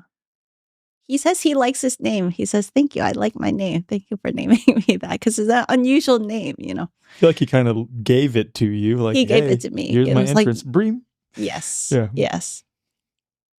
Yeah, so there was this one day we saw that Kabreem's presence was there. We looked at each other and we knew that this was the day. And so he was conceived in this beautiful way where we were conscious the whole time. All three of us were together, weaving our energies together. And it was not like any other lovemaking session. It was a really beautiful, sacred experience. And as soon as he was conceived, I experienced this pulsation of breath in my womb. Wow. And I already knew he was a boy. I knew what he'd look like up to age 3. I knew the way he sounds and felt, and just his whole personality. He was already my buddies for many, many months. So I had such an intimate connection with him that there was no doubt of who he was and his personality, everything. I just kept getting to know him while he was in my womb. And so he guided every step along the way. The midwives that we chose, and I didn't know anything about home birth. I wasn't even planning to have children, so he guided me to study about home birth and the water tub and all the things. And when we were offered, like, would you like to do an ultrasound? It's like, no, what information would I glean from that? I know he's healthy and I know what he needs. He just tells me. So Mm-hmm. yeah. And so I would, all throughout pregnancy, I would just take my consciousness into the womb space and interact with him and check in to see that he was developing well. And, it was a beautiful experience that he was guiding the whole process. And after he was born, we continued to that just unfolded naturally, intuitively. He would tell us what he wanted to eat, and his language skills came really late because we were very connected telepathically, and we had a cool pediatrician that was like, yeah, well, he seems to be developing well, he's interacting well, but his words aren't coming in. Maybe you should speak words to him. And I was like, oh, yeah, maybe I should. And so as soon as I started speaking words to him, his language came on and it was great, And so when he was 3.5, he said, hey, by the way, I have a sister. Wow. And so we're like, you have a sister? We thought we were done. Just one was enough, And so at that time, Sebastopol, California is like quite a drive back to the city. And I was building back up my Chinese medicine practice. And Dave also worked in the city. And it was just so much driving. And Kabrim started complaining as a toddler, like, Mama, it's too much time in the car. I want to get out. So it's like, okay, let's move a little bit closer to the city. So we found a house kind of halfway in between. And Kabrim said, as soon as we move to that new house, my sister's going to be there. So we're like, maybe we're not really feeling ready for this. We moved to the new house and he urgently announced, my sister is not here. She has to come. She can't stay in space. She has to come to Earth now. You guys need to bring her here. So we tuned in and we started communicating with her, and we had another experience of the same, the one day we felt the calling and we connected with her, and all three of us, we conceived her, and was a beautiful experience. And the second pregnancy, again, she guided everything all throughout. And also we knew she was a girl. I started having doubts creep in, but Kabrim said, no, it's a girl. It's my sister. I already know her, And yeah, so she ended up being about 5 years apart from him, which for our family was just the perfect gap so that we can really I don't know how you do it, the three so close together. But for us, having that bigger gap was what was just right for us, so we could give the attention and have the energy for both kids. So Kabrim, at about age 4, started sharing his perspective on the story, because we're reading little kids' books about space, and he's like, that's not how it looks. Space is teeming with millions and millions of space babies. And there are these screens, and you look on these screens and you pick your family. And he said, I don't remember all the families I looked at, but there was this one family that I know that looked pretty good, but they were really nice, but they're really tidy and they're always on time all the time and everything is perfect, but they were no fun and they didn't know how to tell good jokes. So I looked at the next family, and their house was super messy, and they had lots of fun. They played games and they told good jokes, but they were too messy. So I thought, maybe not this one. And then I found you guys, and you were just in between. I thought, perfect. And then I was bouncing up and down. I said, that one, that one, that one, that one. That's the one. And that's when I jumped into your dreams. And the first time I jumped into your dreams, you heard me. And I was so happy, because a lot of space babies have trouble connecting with their mama in the dreams. But when I jumped into yours, you were able to hear me. And then we started becoming friends. And then I was able to jump into Baba's dream. And yeah, I would help the other space babies, because a lot of times, when you're in space, you're happy and peaceful and just joyful all the time, except the only time you might be a little bit sad is if you tried to jump into your mama's dream and they can't hear you. Wow. That's kind of the only time you're a little bit sad, when you're in space. It's wild. As you know, Grayson, my son, is who predicted that we were pregnant with our son, Shai. Yeah. And we weren't weren't trying. None of that was happening. It was just we weren't careful for quite some time. And he just nonchalantly walked up to Kylie and myself in the kitchen and said, "Mom, you're pregnant." And this was 4 days before what would have been her period. And sure enough, she was pregnant. And all throughout the pregnancy, Kylie was having dreams. We were just talking about it last night. She was like, he's going to be born on March 31st. He was born on March 31st. Yeah. She was even thinking he's going to be born in call. He was born in call. So he was communicating with her all throughout dreams the whole time. And she's like, yeah, I can sense what he needs telepathically too. Yeah. Yeah. A lot of people share that when I share these stories, it gives them permission to attune in this way, because it's actually happening to a lot of people in different flavors of it. Every story is different. To permit ourselves to open this to this level of magic and delight that is possible in these beautiful ways in which our families grow, you know? Yeah. Yeah. So when he was 4, 5, 6, 7, almost every night, instead of me reading him bedtime stories, he would tell me bedtime stories about when I was in space, before I jumped into your belly, all these details, you know? And yeah, and then I just started noticing when he was at the age to go to preschool, we found a wonderful preschool that was all organic. They accommodated the vegan, the paleo, all the stuff, and art, music, huge garden, tons of outdoor time, building projects. Like, they did really cool projects. And then gradually, like a year or so into it, he started kicking and screaming. And, you know, his language skills came a little bit slow. And so the way that he expressed himself was, "Mama, I don't want to eat snacks when they say it's snack time. I want to eat snacks when my body is hungry. Not when teacher says snack time. I don't want to do pee-pee and poo-poo when they say it's potty break. I pee-pee and poo-poo when my body says pee-pee and poo-poo. Not when teacher says potty break."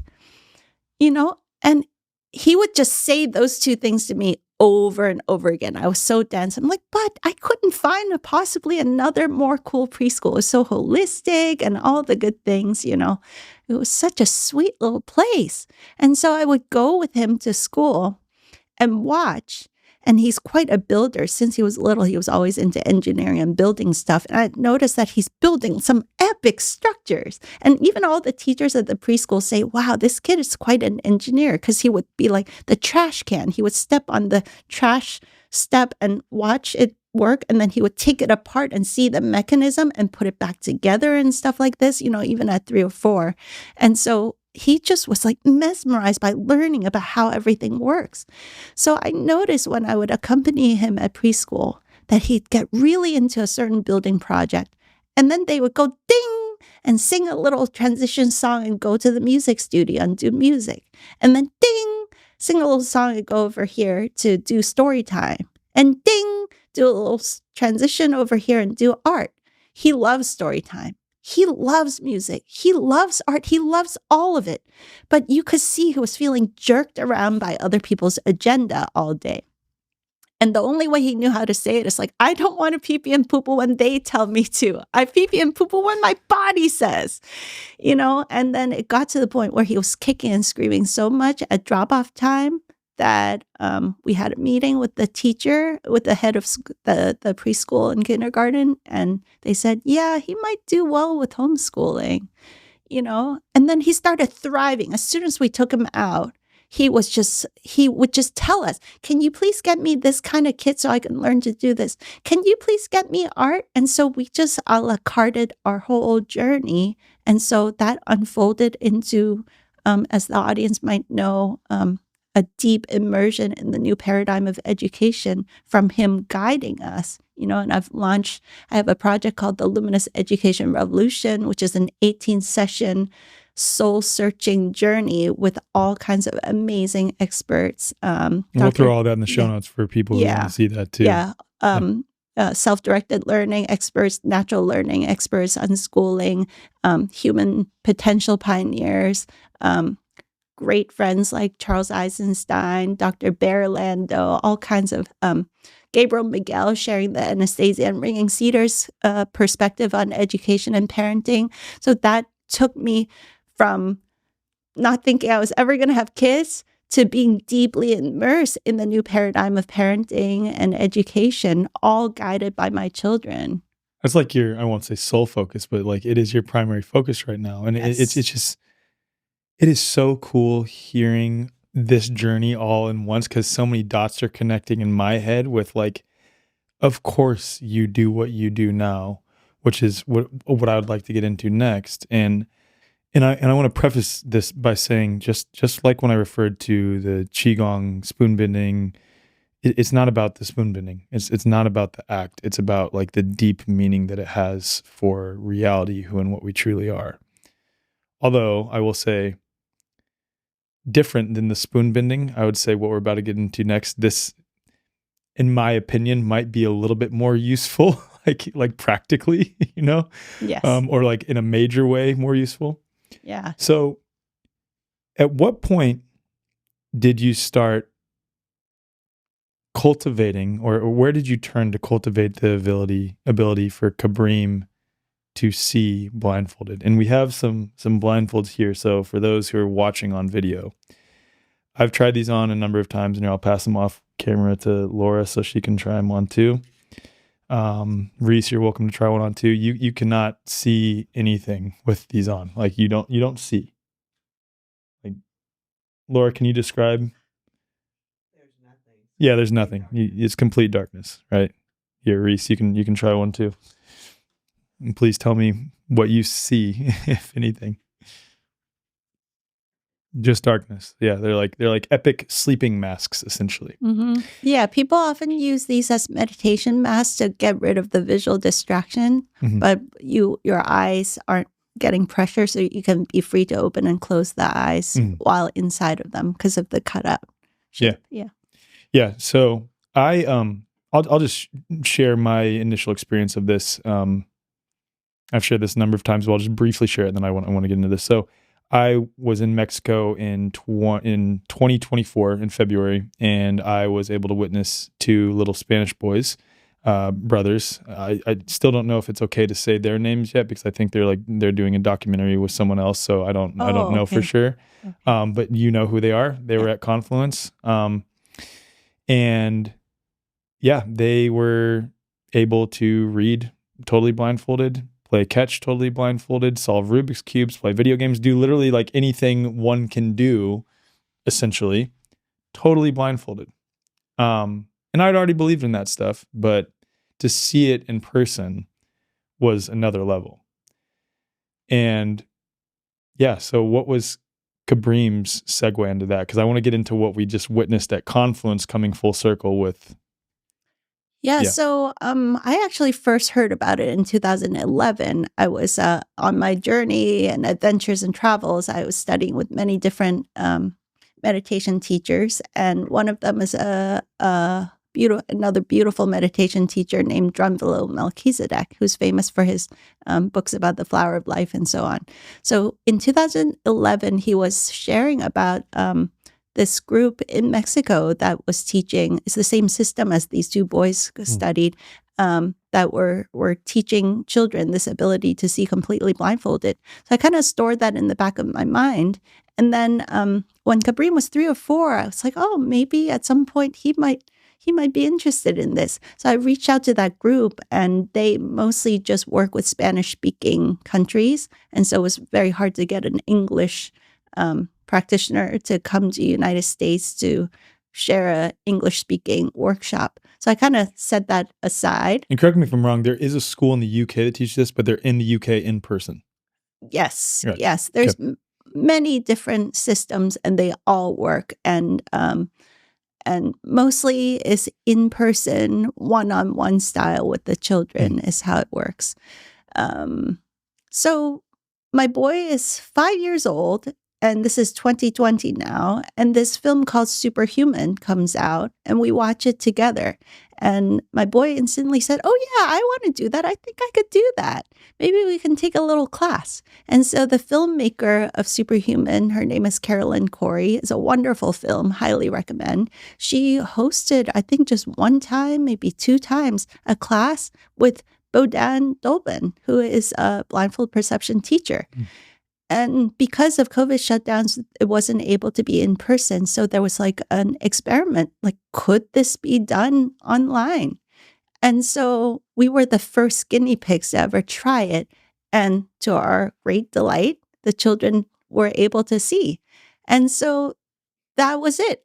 After that, my child could see completely blindfolded, and I would share with people. And a lot of times people would say, oh, that's kind of weird. I don't know what to make of it. And that's it.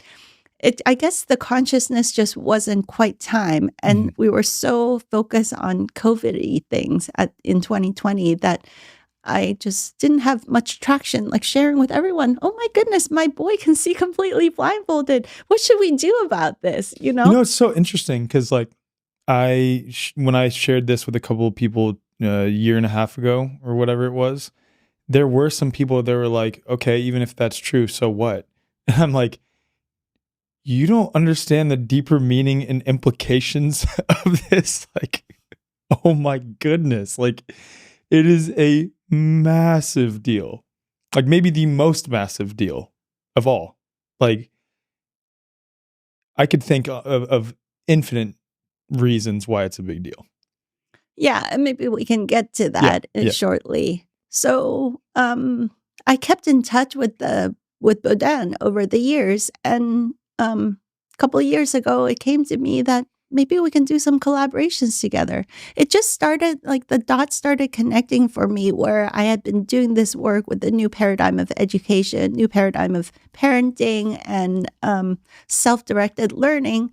But maybe it's not just about, unschooling one child at a time. It's about building communities and getting families together who are all raising their children in this new consciousness, right? So the audience, if you've seen some of the old interviews we had, I discovered that there's really a journey that we're going through. I call it the 6 phases of transition from the old paradigm into the new paradigm, where it's like in the beginning, you're just, everybody drops off their kids and let the government indoctrinate them in the public school system. So many people woke up from that and said, maybe alternative styles of education with a more holistic curriculum is better. Maybe we can drop the kids off at a Waldorf school or at a Montessori school. It'd be more honoring and respectful of the child than the sit down, shut up, memorize, regurgitate, one-size-fit-all factory worker obedience training model, right? So that's phase 1 and phase 2. And then during the COVID times, a lot of people, because of school shutdowns, experimented with homeschooling, but they weren't doing true homeschooling. I learned this from our mutual friend, David James Rodriguez. He calls it actually school at home, when people just download some government curriculum, or maybe it's a more holistic one, like a Steiner curriculum or something. But still, you're still thinking that some old dead person knows better what curriculum suits your child. But it's better because your child can do it at home, and they don't have to ask a teacher's permission to pee-pee and poo-poo when their body says pee-pee and poo-poo, or eat a snack when their body says, I need a snack, right? So it's much better. So I call that phase 3. Eventually, people come to the place where they realize, wait a minute, it's so rigid to try to follow somebody else's curriculum. And when I'm interacting with my child, I see that certain things light them up, certain things they're not into. So gradually, people unfold into maybe there's a more honoring, respectful way of listening to the child's self-directed guidance. And so they come into self-directed learning, sometimes called unschooling. I don't like the term unschooling because it's talking about what you're not doing versus talking about all the amazing things that you're doing. Mm-hmm. And I also don't like the term homeschooling because we're not at home and we're not at school. We're realizing that all human beings love to learn. Learning is as natural as breathing. And if we listen to the impulse and the excitement and the enthusiasm for learning, a curriculum reveals itself to you, is encoded into the divine blueprint of every human being, that there's a certain journey of unfoldment and learning and exploration that unleashes itself if you just permit it and listen to it and support it and facilitate it. So we'll call it self-directed, interest-led learning, right? That's the closest term to it. In order to do that, though, there's a huge journey of deprogramming or what they call deschooling that needs to happen. So I call that the phase 4 of the journey. So 1, public school, one-size-fit-all factory model, let the government indoctrinate your children's mind, and, Monday, Tuesday, Wednesday, Thursday, Friday, and then hope for the best. This audience has outgrown that model clearly. Yes. So I hope I'm not being offensive by just calling that's it what also it the is. truth. Yeah. So, yeah. And then the second stage is to say, well, let's take a holistic model, a more honoring one, have a curriculum that is more in line with our family's values. So it's a huge improvement, but it's still kind of externally driven, that some external authority knows better what is right for your child than you do. And then the third one, the school at home model, is still giving our authority somewhat to an external entity, like some expert knows better, but you're starting to take it back, right? And then the fourth phase, the doing the deep inner work of deprogramming ourselves, and then the self-directed learning. So most of the people that I interact with in our community are in that phase 5, and we're all yearning for the same thing. It's something like what we experience at Confluence. Yes. Coming together as community where we all honor and respect each other's self-responsibility and self-sovereignty. And at the same time, we recognize that there's a way more beautiful, magical possibility if we come together as community. All having done our inner work, our deprogramming work, and all honoring and respecting each other's divine essence and self-directed life path. And that if our life paths align in certain ways, let's do co-creations and come together as community and build something that is way more beautiful than any of us could ever dream of doing alone. Like the magic and beauty of Confluence, of all these amazing people coming together and co-creating something like this. There's no chance any one person could build something like this, right? It was such a collaborative, co-creative process. And so in education, there's something like this that is arising, where we organize ourselves as communities that respect and honor each child's sovereignty, and actually get together in mixed age communities where we learn and grow together. The children are teaching the adults as much as the adults are teaching the children. And we congregate based on interests and passions instead of segregating based on date of manufacture, your age, right? Yes. So I call this the learning village, the luminous learning villages of the future. And we're starting to see a lot of models like that, different styles of micro schools, and a lot of different project-based learning communities. And it's starting to happen. It's really exciting, and I don't think it will be one size fits all. There will be many interesting models in the future. Hey y'all, I'm here with Melissa Kupsch from Remedy Academy of Homeopathy. We are so stoked here at the Way Forward to be partnering with Melissa and Remedy in order to spread the message of homeopathy across the world, and also to partner on the eventual development of healing centers across the United States. People are pretty quickly coming to realize that frequency is the future of medicine. We are witnessing the great resurgence of homeopathy right now. We're really moving away from that suppressive medical model. Whether it's for eczema, asthma, hormones, fertility, anxiety, depression, trauma, whatever it is, it all starts as energy in the person's field first. If we change our field, we can completely change our life. Our 2-year academy is open worldwide to anyone who wants to become a homeopath. We've got 5 lecturers and we currently have over 500 students enrolled, which is record numbers in our field. A career in homeopathy is amazing for anyone who wants flexibility in their work and who wants to be valuable in creating this new world.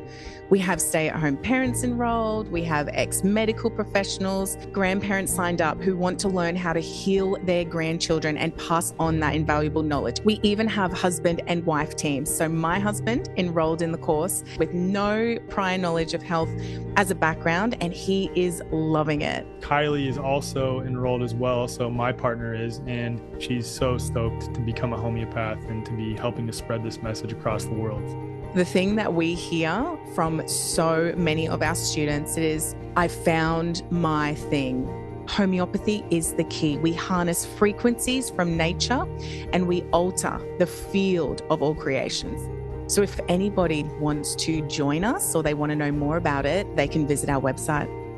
Yeah, and all that information will be in the show notes. So if you want to learn more about Remedy Academy, also RMDY Collective, also some of the homeopathic products that they have, please just head to the show notes. All of that will be listed there. There's a recent poll that I put out on all my social media channels, and 95% of people responded that they're struggling to find their health and freedom community in person. And don't get me wrong, these platforms, these devices that you're listening to or watching this podcast on right now are great for helping to disseminate information, helping us, find like-minded people to validate us, but they are not a replacement for real in-person community. At the core of our new community platform is a powerful, easy-to-use map helping you to instantly connect with like-hearted, like-minded community, including men and women, farms, schools, practitioners of all types, and other businesses near you. The platform also includes groups, social functions, messaging, and Platinum members also get access to our content library with footage from all of our in-person and virtual events like Confluence and the end of COVID, as well as breathwork sessions, Qigong sessions, member Q&As, and also member community calls. So if you'd like to support this podcast and support our mission of helping people to connect hyper-locally in person, and also obviously support yourself in the process, go to the show notes or just go to thewayforward.com/join. And again, the way forward is spelled thewayfwrd.com/join to become a member today. Help us build the way forward for mankind. I love what you said about the children teaching us, because like with my son Grayson, especially, I bring him up on so many episodes how much he teaches me, and it's so interesting. Like Kabreem talking about like when he was a space baby, right? Grace and I were laying out. We snuck outside, like so Kylie didn't know we were getting out of bed abruptly. Oh, what are you doing? At like 9:30 p.m. one night, and I'm in the middle of putting him down. I just had this thought. I'm like, I want to go land at the stars with him. Let's go land at the stars. So we're laying under the stars together, and he like instantly said when he looked up at the stars, and he's like, "Dad, do you ever wonder if the stars are houses for our souls?" And I was like, "Yeah, like each soul comes from a different star." And he's like, "Well, kind of. It's more that each star is a house for a family of souls, and the family of souls comes here together." And I'm like marinating on that for like, multiple days, just like, but it was instant when he, look up at the stars, and it's like, my boy says something similar. He said he doesn't have much experience with being human, that he remembers as being part of, I forget the words that he used, but basically the consciousness of a star. He says, I remember what it's like to be a star. And then I don't know, I wonder if there's this wave of these baby spirits that are kind of wanting to experience human life, but their consciousness used to be a star.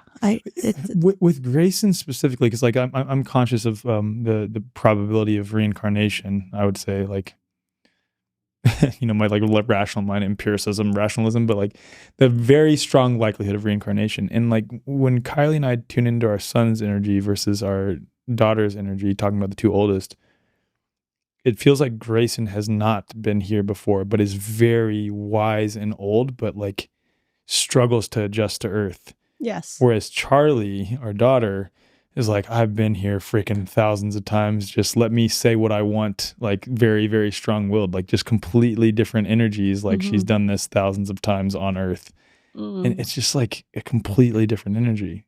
Do you feel the same with like Kabreem and Akira, or how? Yeah, they have different energies, but they also have something similar. Yeah. They remember themselves. Kabreem remembers there was he called it a machine, a recycling machine, like a portal that we go through to kind of freshen ourselves into fresh new space babies. And they're these guardian beings, and you look on these screens and decide you want to come to Earth or have another kind of incarnation somewhere else. If you want to go to Earth, then they show you to the screens where you pick your family and all of that. And so he says, me and baby, we decided we were twin space babies. Wow. So we went through the cycles together, and we decided to pick you, but I would go first because we knew you guys weren't sure if you wanted to be mamas and papas. So if there were twins, that would be too hard for you.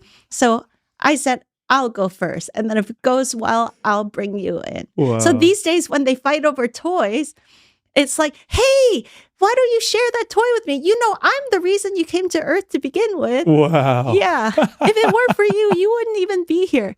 And then, by the way, the other night, my children flew back a day early so that I could be here for this recording. And apparently with the travels, it got really late. So I was just calling them in the morning, actually, like, how are your travels? Did you get home safely to Dad and all this stuff?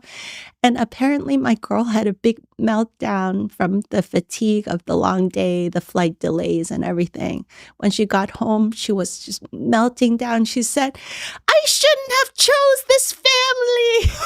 and I don't know why. Maybe I shouldn't have come to Earth at all. It's so hard and tiring.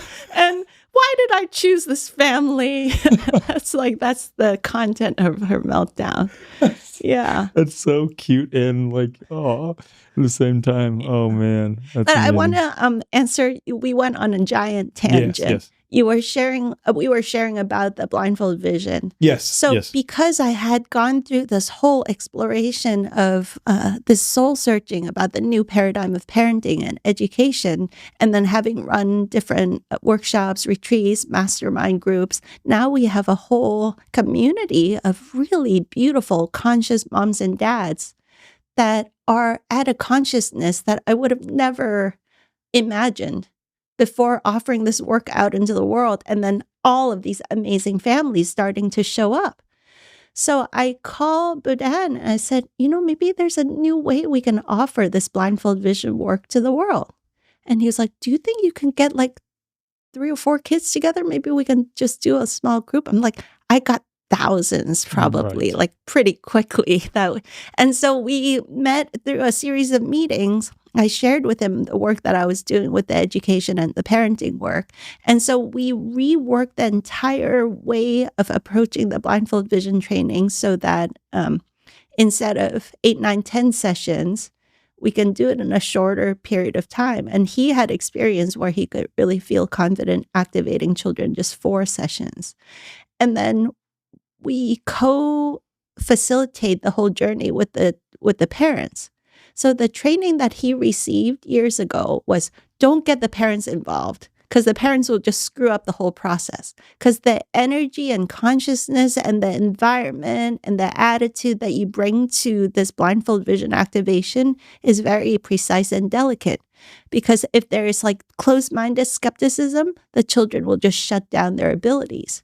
So the encouragement, the enthusiasm, the love, the joy, the open-minded curiosity has to be precisely and consistently there, or else you can really, in his training, they even said you could ruin it for life for the child. I don't know about for life, but yeah. Yeah, one of the mothers of, again, I have to refer to them as these Spanish boys. They're from Spain, live in Mexico, but the mom of these Spanish boys, who's a mutual friend of you and I, she said that her older son was shamed very hardcore by this older man, and he lost his ability for like they're a like, month. you're just cheating. There's you're no just way cheating. you're doing this. Yeah. You're just cheating. And he lost his ability for like a month, and it got to the point that he was even saying, no, Mom, I was cheating the whole time. It was never real. It was never real. And she had to like really break him out of that conditioning. Luckily, he had his younger brother and some other kids too, I think, in their area that are able to do it. So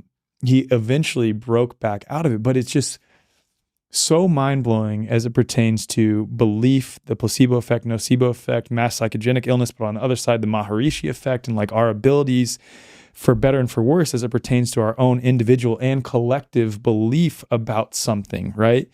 And I just find that so incredibly fascinating because you could go really deep into ontology, philosophy, epistemology itself, like in everything in this realm is predicated on belief. Like every single thing. Because like even if you go back with logic, like the infinite regress, how do you know that? How do you know that? How do you know that? You will end up with the only thing that you can know with 100% certainty is I exist. But even that assumes that you know the I. So before that, it's really experience happens. Like that is the only thing you can know with 100% certainty. So everything else is then driven by belief itself. And it has a tremendous, if not, I don't want to say exclusive, but a very, very, very tremendous impact on everything. Everything. Yeah. So this blindfold vision ability seems to come on really nicely and naturally for children age 5 to 11 because they haven't been programmed with false beliefs. And so in working with Budan, we re-massage the whole program. So now it's a 6-week journey where week 1 and week 6, we just work with the moms and dads. Or sometimes it's an under uncle or a grandparent, the co-facilitator that's in the family. We spend as much time there as we do with the children, because that's probably at least half the battle, so to speak. You know, it's not really a battle. It's half the fun. Equation. Yeah, half the equation. So week 1 and week 6, we focus on the moms and dads. And then the core 4 weeks, we work together with the children. And so we might have 20 families go through the journey together with us for a cohort. But the 4 weeks, we break the children up into very small sections of maximum 4 kids at a time. And we do it online over Zoom. So we've had families all over the US and Canada, Mexico, South America, Costa Rica, New Zealand, Australia, Singapore. They come from all over, and we have different time zone sections. We break the children up into 3 or 4 groups of 3 or 4. So we're on Zoom, and there is 2 of us facilitating together with mom and dad. So there's 3 adults per child that is supporting them. So by doing it in groups of 4, the kids get to be part of a community with other kids. So they're not the only kid. And then we do one-on-one work, we do group work, one-on-one work, group work. So the children get a lot of customized attention. And then we also play games with the kids. So the whole thing is like this game-like form of meditation with the blindfolds on. And in the beginning, you just show them one color sheet at a time. And they're kind of like guessing. And they get it wrong. And we go, hey, you got it wrong. So that, or we don't say wrong, you got it incorrect. So notice what that feels like. And then at some point, they're like, I feel like it's bluish greenish. It's like, yes, closer. Take a deep breath and wow, it's aquamarine or it's turquoise. So they get real precise. It's like, it's forest green. Suddenly they know with crystalline clarity exactly the color. You're like, okay, notice what that feels like when you saw it and you knew it. And then sometimes they get in and out of that state where they see it and know it, and they go into overthinking and guessing again. So we just keep coaching them, working with them, like, okay, were you guessing with that one? Or like, see, that one you were closer. And then that one you got it correct. And then once they get the hang of that feeling, then they start getting like 3 in a row, 4 in a row, 5 in a row, 8 in a row, 10 in a row, 20 in a row. You're like, yes, yes, yes, yes, yes, yes. Oh my goodness. And you cheer them on, and it's like fun and games the whole time. And so now they really get what it feels like. What does it feel like to be in your monkey mind, overthinking or guessing state? What does it feel like to have an intuitive hunch? And what does it feel like to know and see with crystalline clarity, total confidence? So we think this is blindfold vision, but this is training for life. What does it look like to be a human being that is so attuned to their inner compass of truth that clarity is online all the time? And intermittently, if you go into overthinking or second guessing yourself, you recognize that that's a different feeling, and you don't live life out of that state. You know that we humans, we do that from time to time. But if you need to make an important decision, you take a deep breath and you come back to that state of inner knowing, and you operate out of that with the important stuff of life, right? So we do this training with the children, and we find that in the beginning, they have these perceptual windows that open up like small little holes as if the blindfold has a cutout or something. Every child is different, though. We've had children say that they can smell the colors or taste the colors. We've had children say, like, when it's pink, I feel it here. When it's purple, I feel it here. My body will just tell me. And then that's how I know it's so sure that it's purple or green or whatever. So it's really like a window into unlocking, unique to that individual child, a different clair, like the clairvoyant, clairvoyant, locking different clairs in different ways of perception, essentially. Yes, and in our program, most children have a clairvoyance, like they're opening their visual senses. Yeah.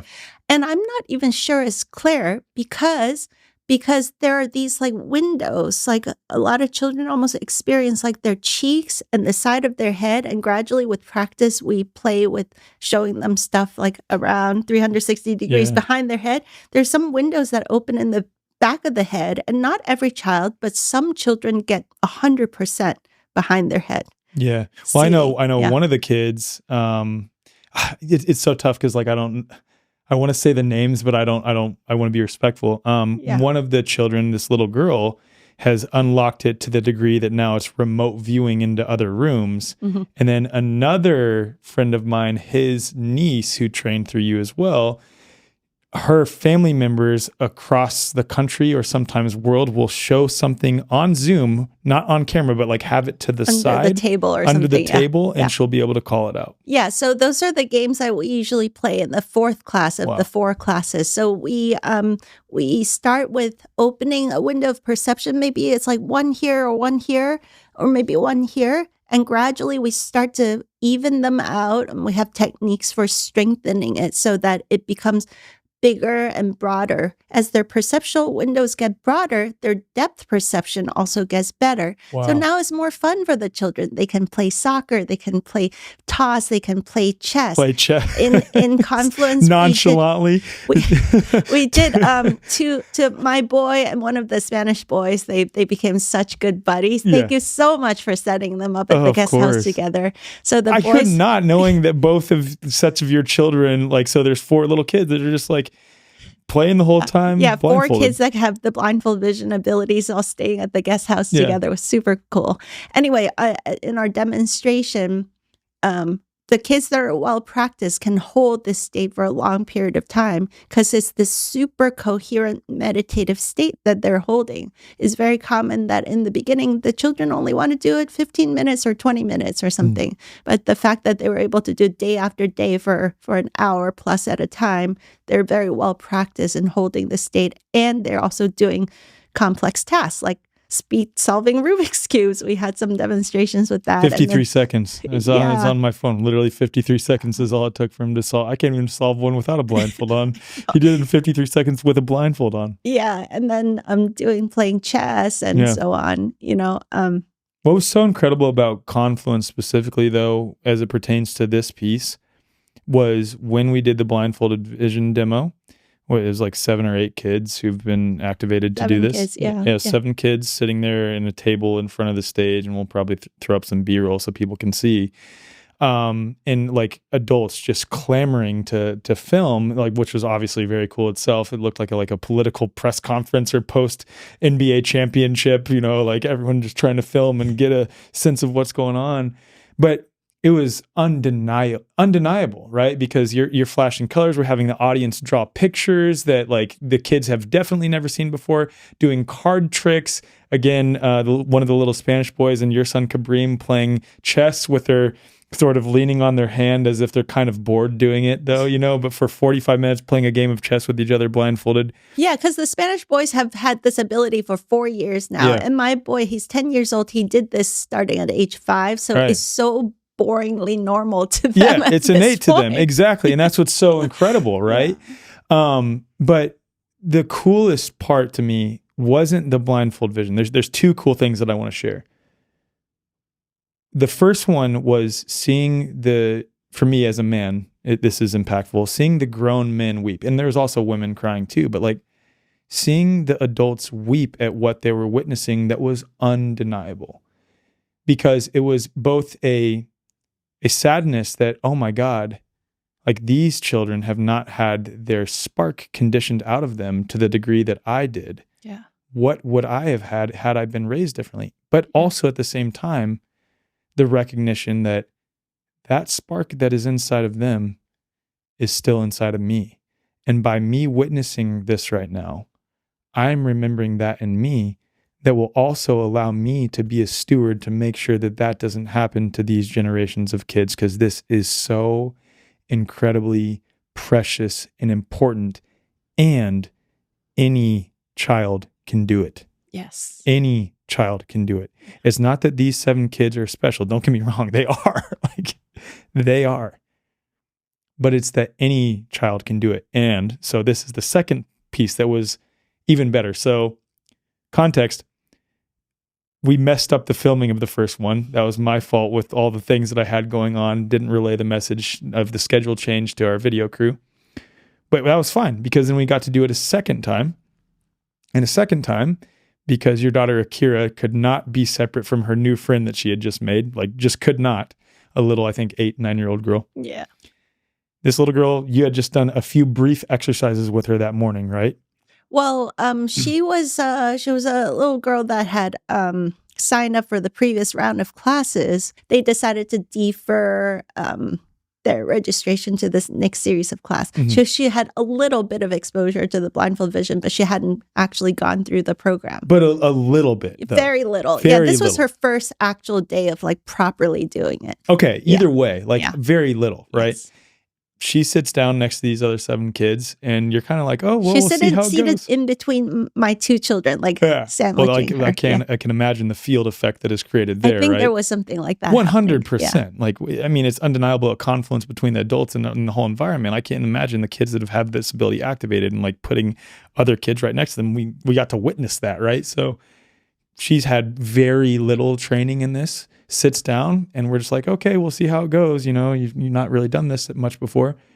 She gets, I think, every single color right, 3 in a row. Yes. Not only that, someone in the audience drew an image of a hand, right? Like they traced their hand and then drew a spiral in the middle.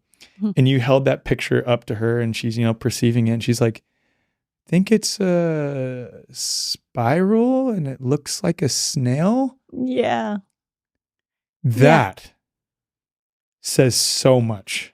Yeah, so the fact that I didn't go into details, in the beginning, the window of perception starts small and it gets bigger and bigger and brighter and clearer. So she didn't perceive the full detail of it. If you showed that to the other children that are trained, fully trained, they would describe the whole hand and everything. Right, So that's a right. good example of like, in the earlier stages, you see parts of it and so on. But nonetheless, she still was able to see it in the first place, which is like just so incredible. Like, I think it was better that we were able to show that she didn't see the full details of the whole picture, because it's incredible that her first time she was getting the colors correctly and she was starting to see that level of detail. Yeah. Usually it starts a little blurry and get clearer and clearer and clearer with practice. So it's really impressive what happened. It's really impressive. It's like so incredibly impressive. And it's just, like what that says about our true potential as human beings and who and what we truly are. And like you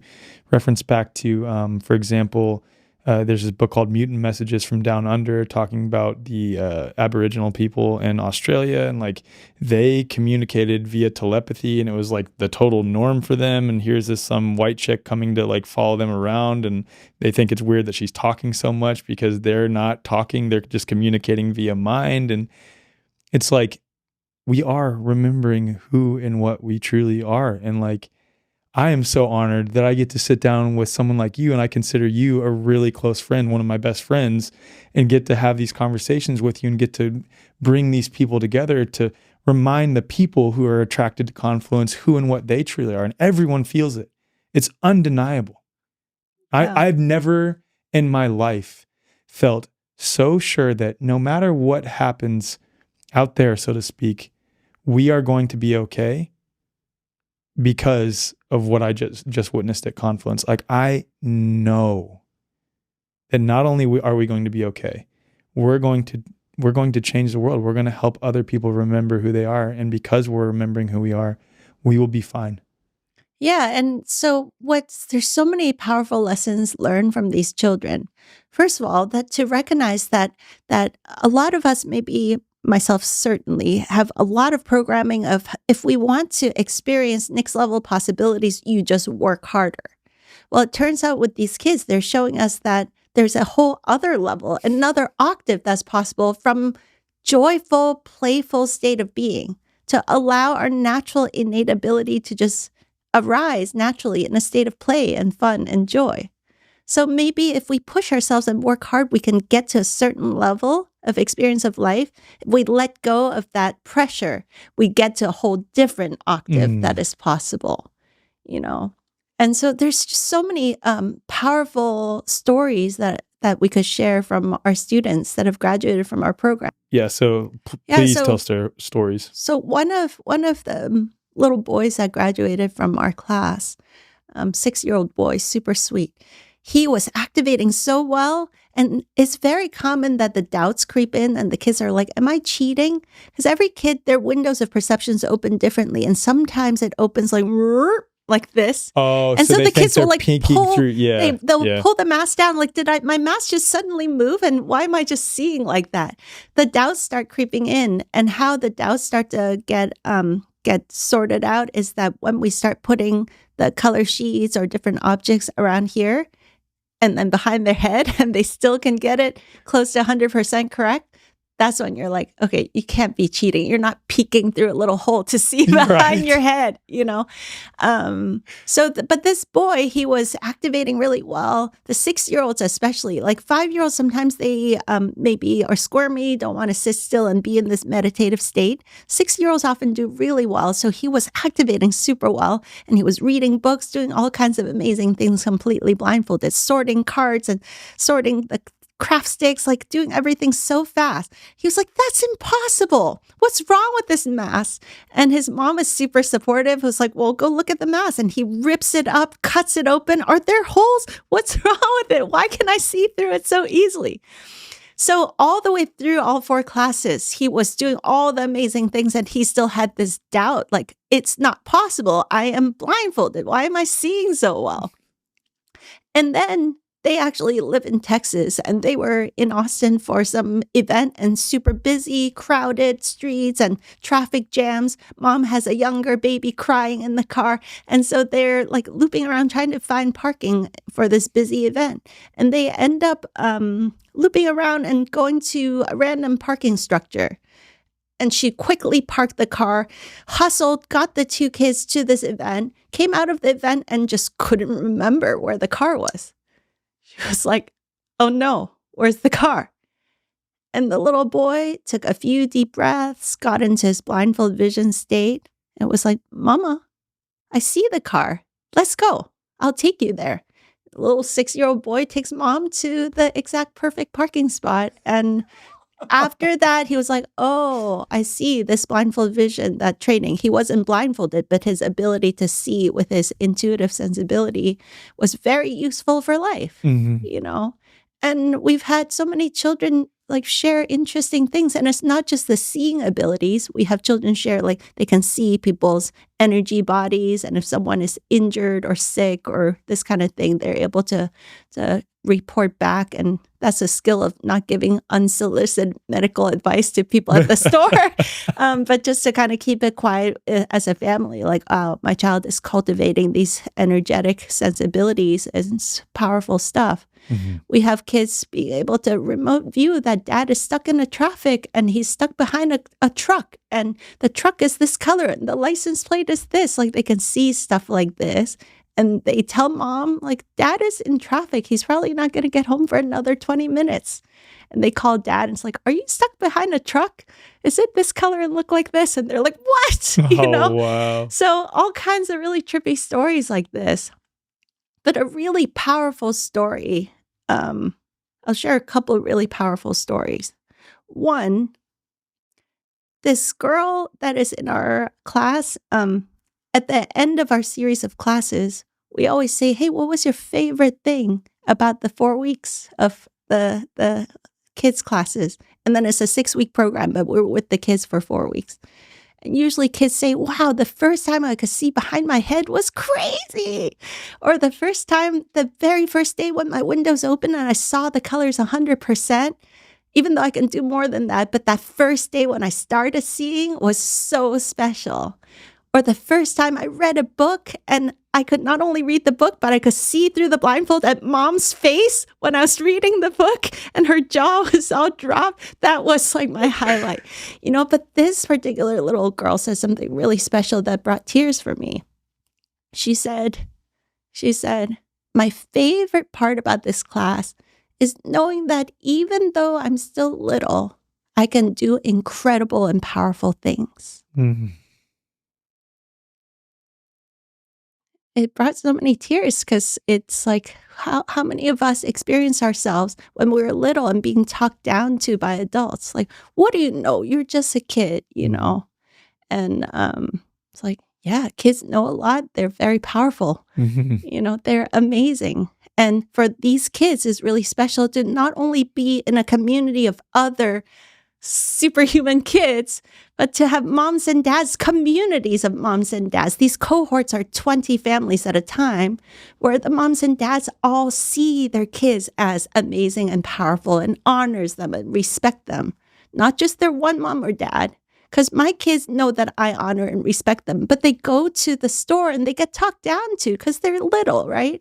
So to be in these groups of families and communities where we all get that these kids are amazing. Yeah. That's what she was trying to tell me. And it brought tears from me. It's like, this is so powerful that we have a whole generation of children that remember their potency and power and beauty and magic all the way through their life,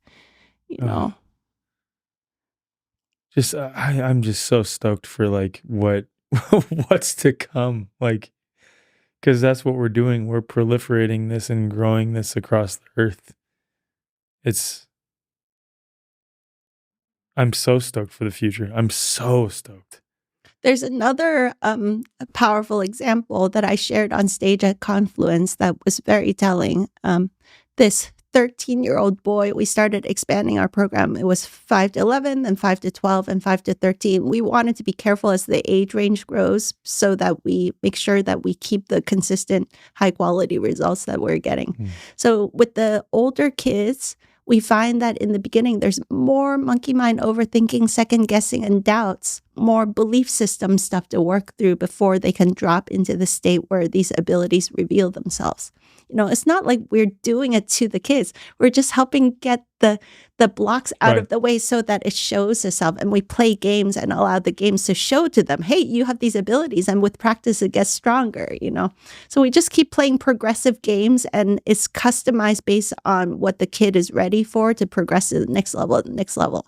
So with the 13-year-olds, oftentimes there's a little bit more of a journey. But this boy, by the fourth class, he was just right there with the 5, 6, 7-year-old, just as awesome, doing all this stuff, reading books, seeing around his head, playing Legos, and so cool. So his mom shares that leading up to this class, for probably 4 years, he had been saying that he was hesitant to become a teenager.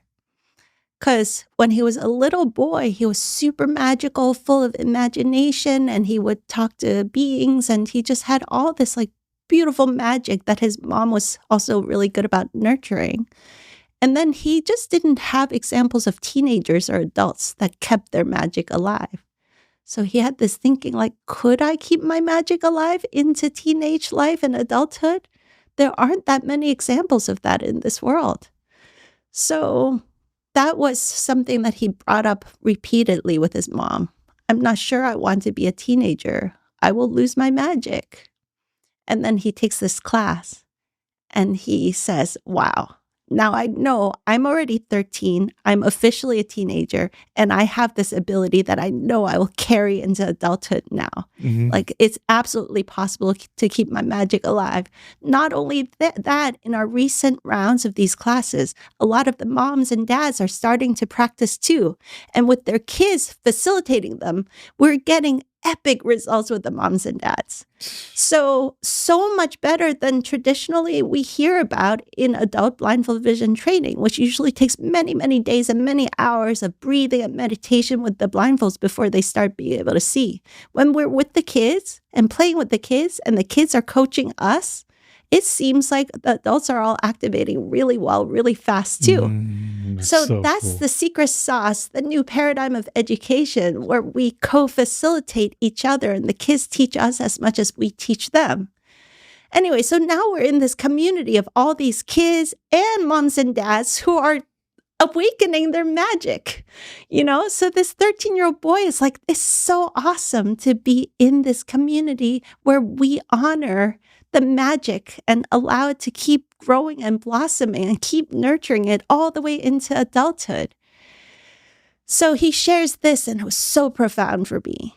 And then his mom says after the class was over, there was a skeptical family friend that was asking him. And he was like, I don't know if I should share. He was hesitant about sharing. And ultimately, he was like, yeah, I did take this blindfold vision class, and this is what I experienced. And then the family friend starts saying he was a skeptical, closed-minded person, not like the kinds of skeptics that listens to this podcast, which is like skeptical, truth-seeking, open-minded human beings. He was pretty closed-minded, and he said a bunch of stuff to him that made him feel really down about it. The next day, he puts on his blindfolds, and his windows of perception got all blurry. He couldn't see.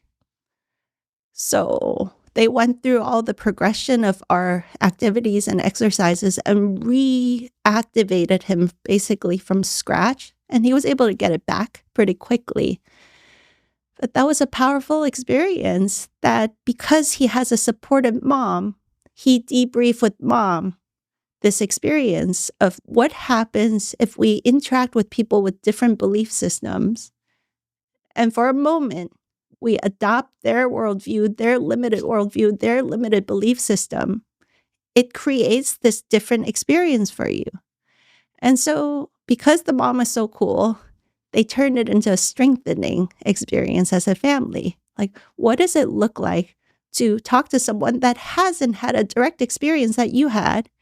Right? You had the direct experience, so you know your own experience. He hasn't had that experience, so it's very understandable that his worldview is different. But whose worldview are you going to adopt? Do you trust your own direct experience? Or do you adopt he's an older gentleman that you respect, he's a family friend whose opinion you value, but with regards to this, he doesn't know anything. He has no experience with it. So when you adopt his belief system, it can actually close off your own abilities. When you choose to let go of that and trust your own direct experience, it opens back up. So she says that that was at least as powerful to go through that journey after the class as it was during the class to open his abilities. Says so much about life. So much.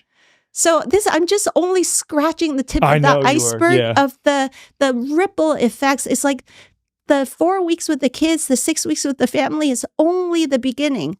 Afterwards, all these other things that takes place, the kids sharing pre-birth memories, one of the kids sharing, Mama, when I was in your belly, that sound thing you did, I didn't like it. And then they reconciled and healed it. And so many powerful conversations that get ignited as a byproduct of going through this journey together as a family. So that tells me we're on the right track of redesigning all of this so that we can be in communities together, so that we engage the moms and dads all the way through, and the whole family is transformed. The siblings are activating spontaneously sometimes, and the moms and dads are having all of these powerful awakening experiences, and we get to stay in touch as communities. We have this aftercare program where we do pop-up practice sessions. So months later, even a year later, some of these kids check back in. Their abilities have skyrocketed to a whole different level now. And I don't even know where it's going to go. It's so amazing. It's incredible. It's incredible to think about. My goodness. Wow. So the prophecy was right. My boy, before his conception, said, yeah, there's a whole wave of these children coming in. We're going to show you a whole new way of being human. We need bodies to do that. Can you please conceive me? So it's not a philosophy. It's not any idea. We're not going to talk about it. We're just going to do it and show you. And that's what's You know? happening. Yeah. That's what's happening. It's incredible, man. So if those are listening or watching want more info on Dr. Edith and the blindfold vision activations for these incredibly luminous, brilliant, magical children, of which all the children are across the world, you can find that in the show notes. And then also, if you would like to see the various blindfold vision demos and other talks related to all that is on the Way Forward membership platform for platinum members. And yeah, wow, this is just like, I don't want to say this for sure, but I'm thinking right now, no, I'm going to say for sure, this is my favorite episode I've ever recorded. Thank you. Yeah, Thank you. I knew it would be. Yeah. Like, I reference you every other episode, so I love you, Dr. E. Like, this is, like, you are such a dear friend of mine, and I'm honored to have this conversation with you, and honored to be your friend, and just, I feel so grateful. Yeah. Thank you. And for the audience that maybe you don't necessarily have children and want to get engaged in this movement that we're creating together, there's the Blindfold Vision course, which will be in the show notes. But what we're working on now in order to bring this work into the world in the way that the world seems to be really ready for now is not only are we wanting to expand the blindfold vision training, it's only two of us, Bodan and myself. So we're currently beta testing our facilitator training program with a couple of moms and dads that were so moved by their experience that they want to learn how to activate children too. Once we beta test that out, we would love your support to keep building out that program so that we can spread this work, this way of approaching blindfold vision, engaging the whole family in this way. There are many other methods out there, but I'm partial to the way that we've discovered seems to really work engaging with the whole family. So if that calls you, keep in touch so that we can grow this facilitator training program together.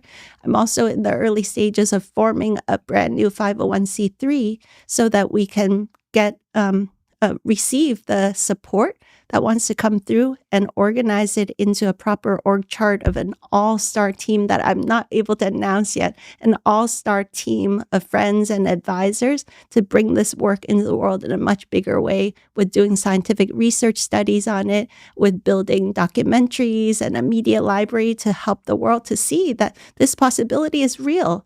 The telepathy taste is so powerful because it activated a possibility. And at the same time, on one level, people might be thinking, well, only these special autist, savant, special beings have these abilities. With these children, they're showing us we all have these abilities, and it's innate to every human being, and that there's a kind of a 100th monkey effect that seems to be activating right now. So this is so powerful. It's like the awakening of a whole new generation of human beings. And I often say that it's like we're de-zombifying ourselves. Like, we know accurate. That we have more than 5 physical senses. Yeah. We have things like proprioception, interoception, all this, all of those. We also have the clairaudience, clairsentience, clairvoyance, all the clairs. We have the telepathy, but it's like televoyance, like transfer of the imagery, telesentience, olfactance, telegustance, like, I don't know how many hundreds of senses a human being has that has laid dormant until this time, and it's like coming online. So yeah, we're de-zombifying ourselves and becoming more alive and more activated, more awakened in all of our senses. It's a beautiful time. Beautiful time.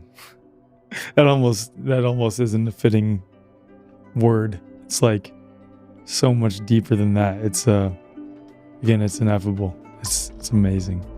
Thank you so much for being here, Dr. E. Thank you so much. Thank you to the audience for sharing this amazing conversation with us. And I hope that it has inspired and awakened a certain level of remembering for everybody who was part of this conversation.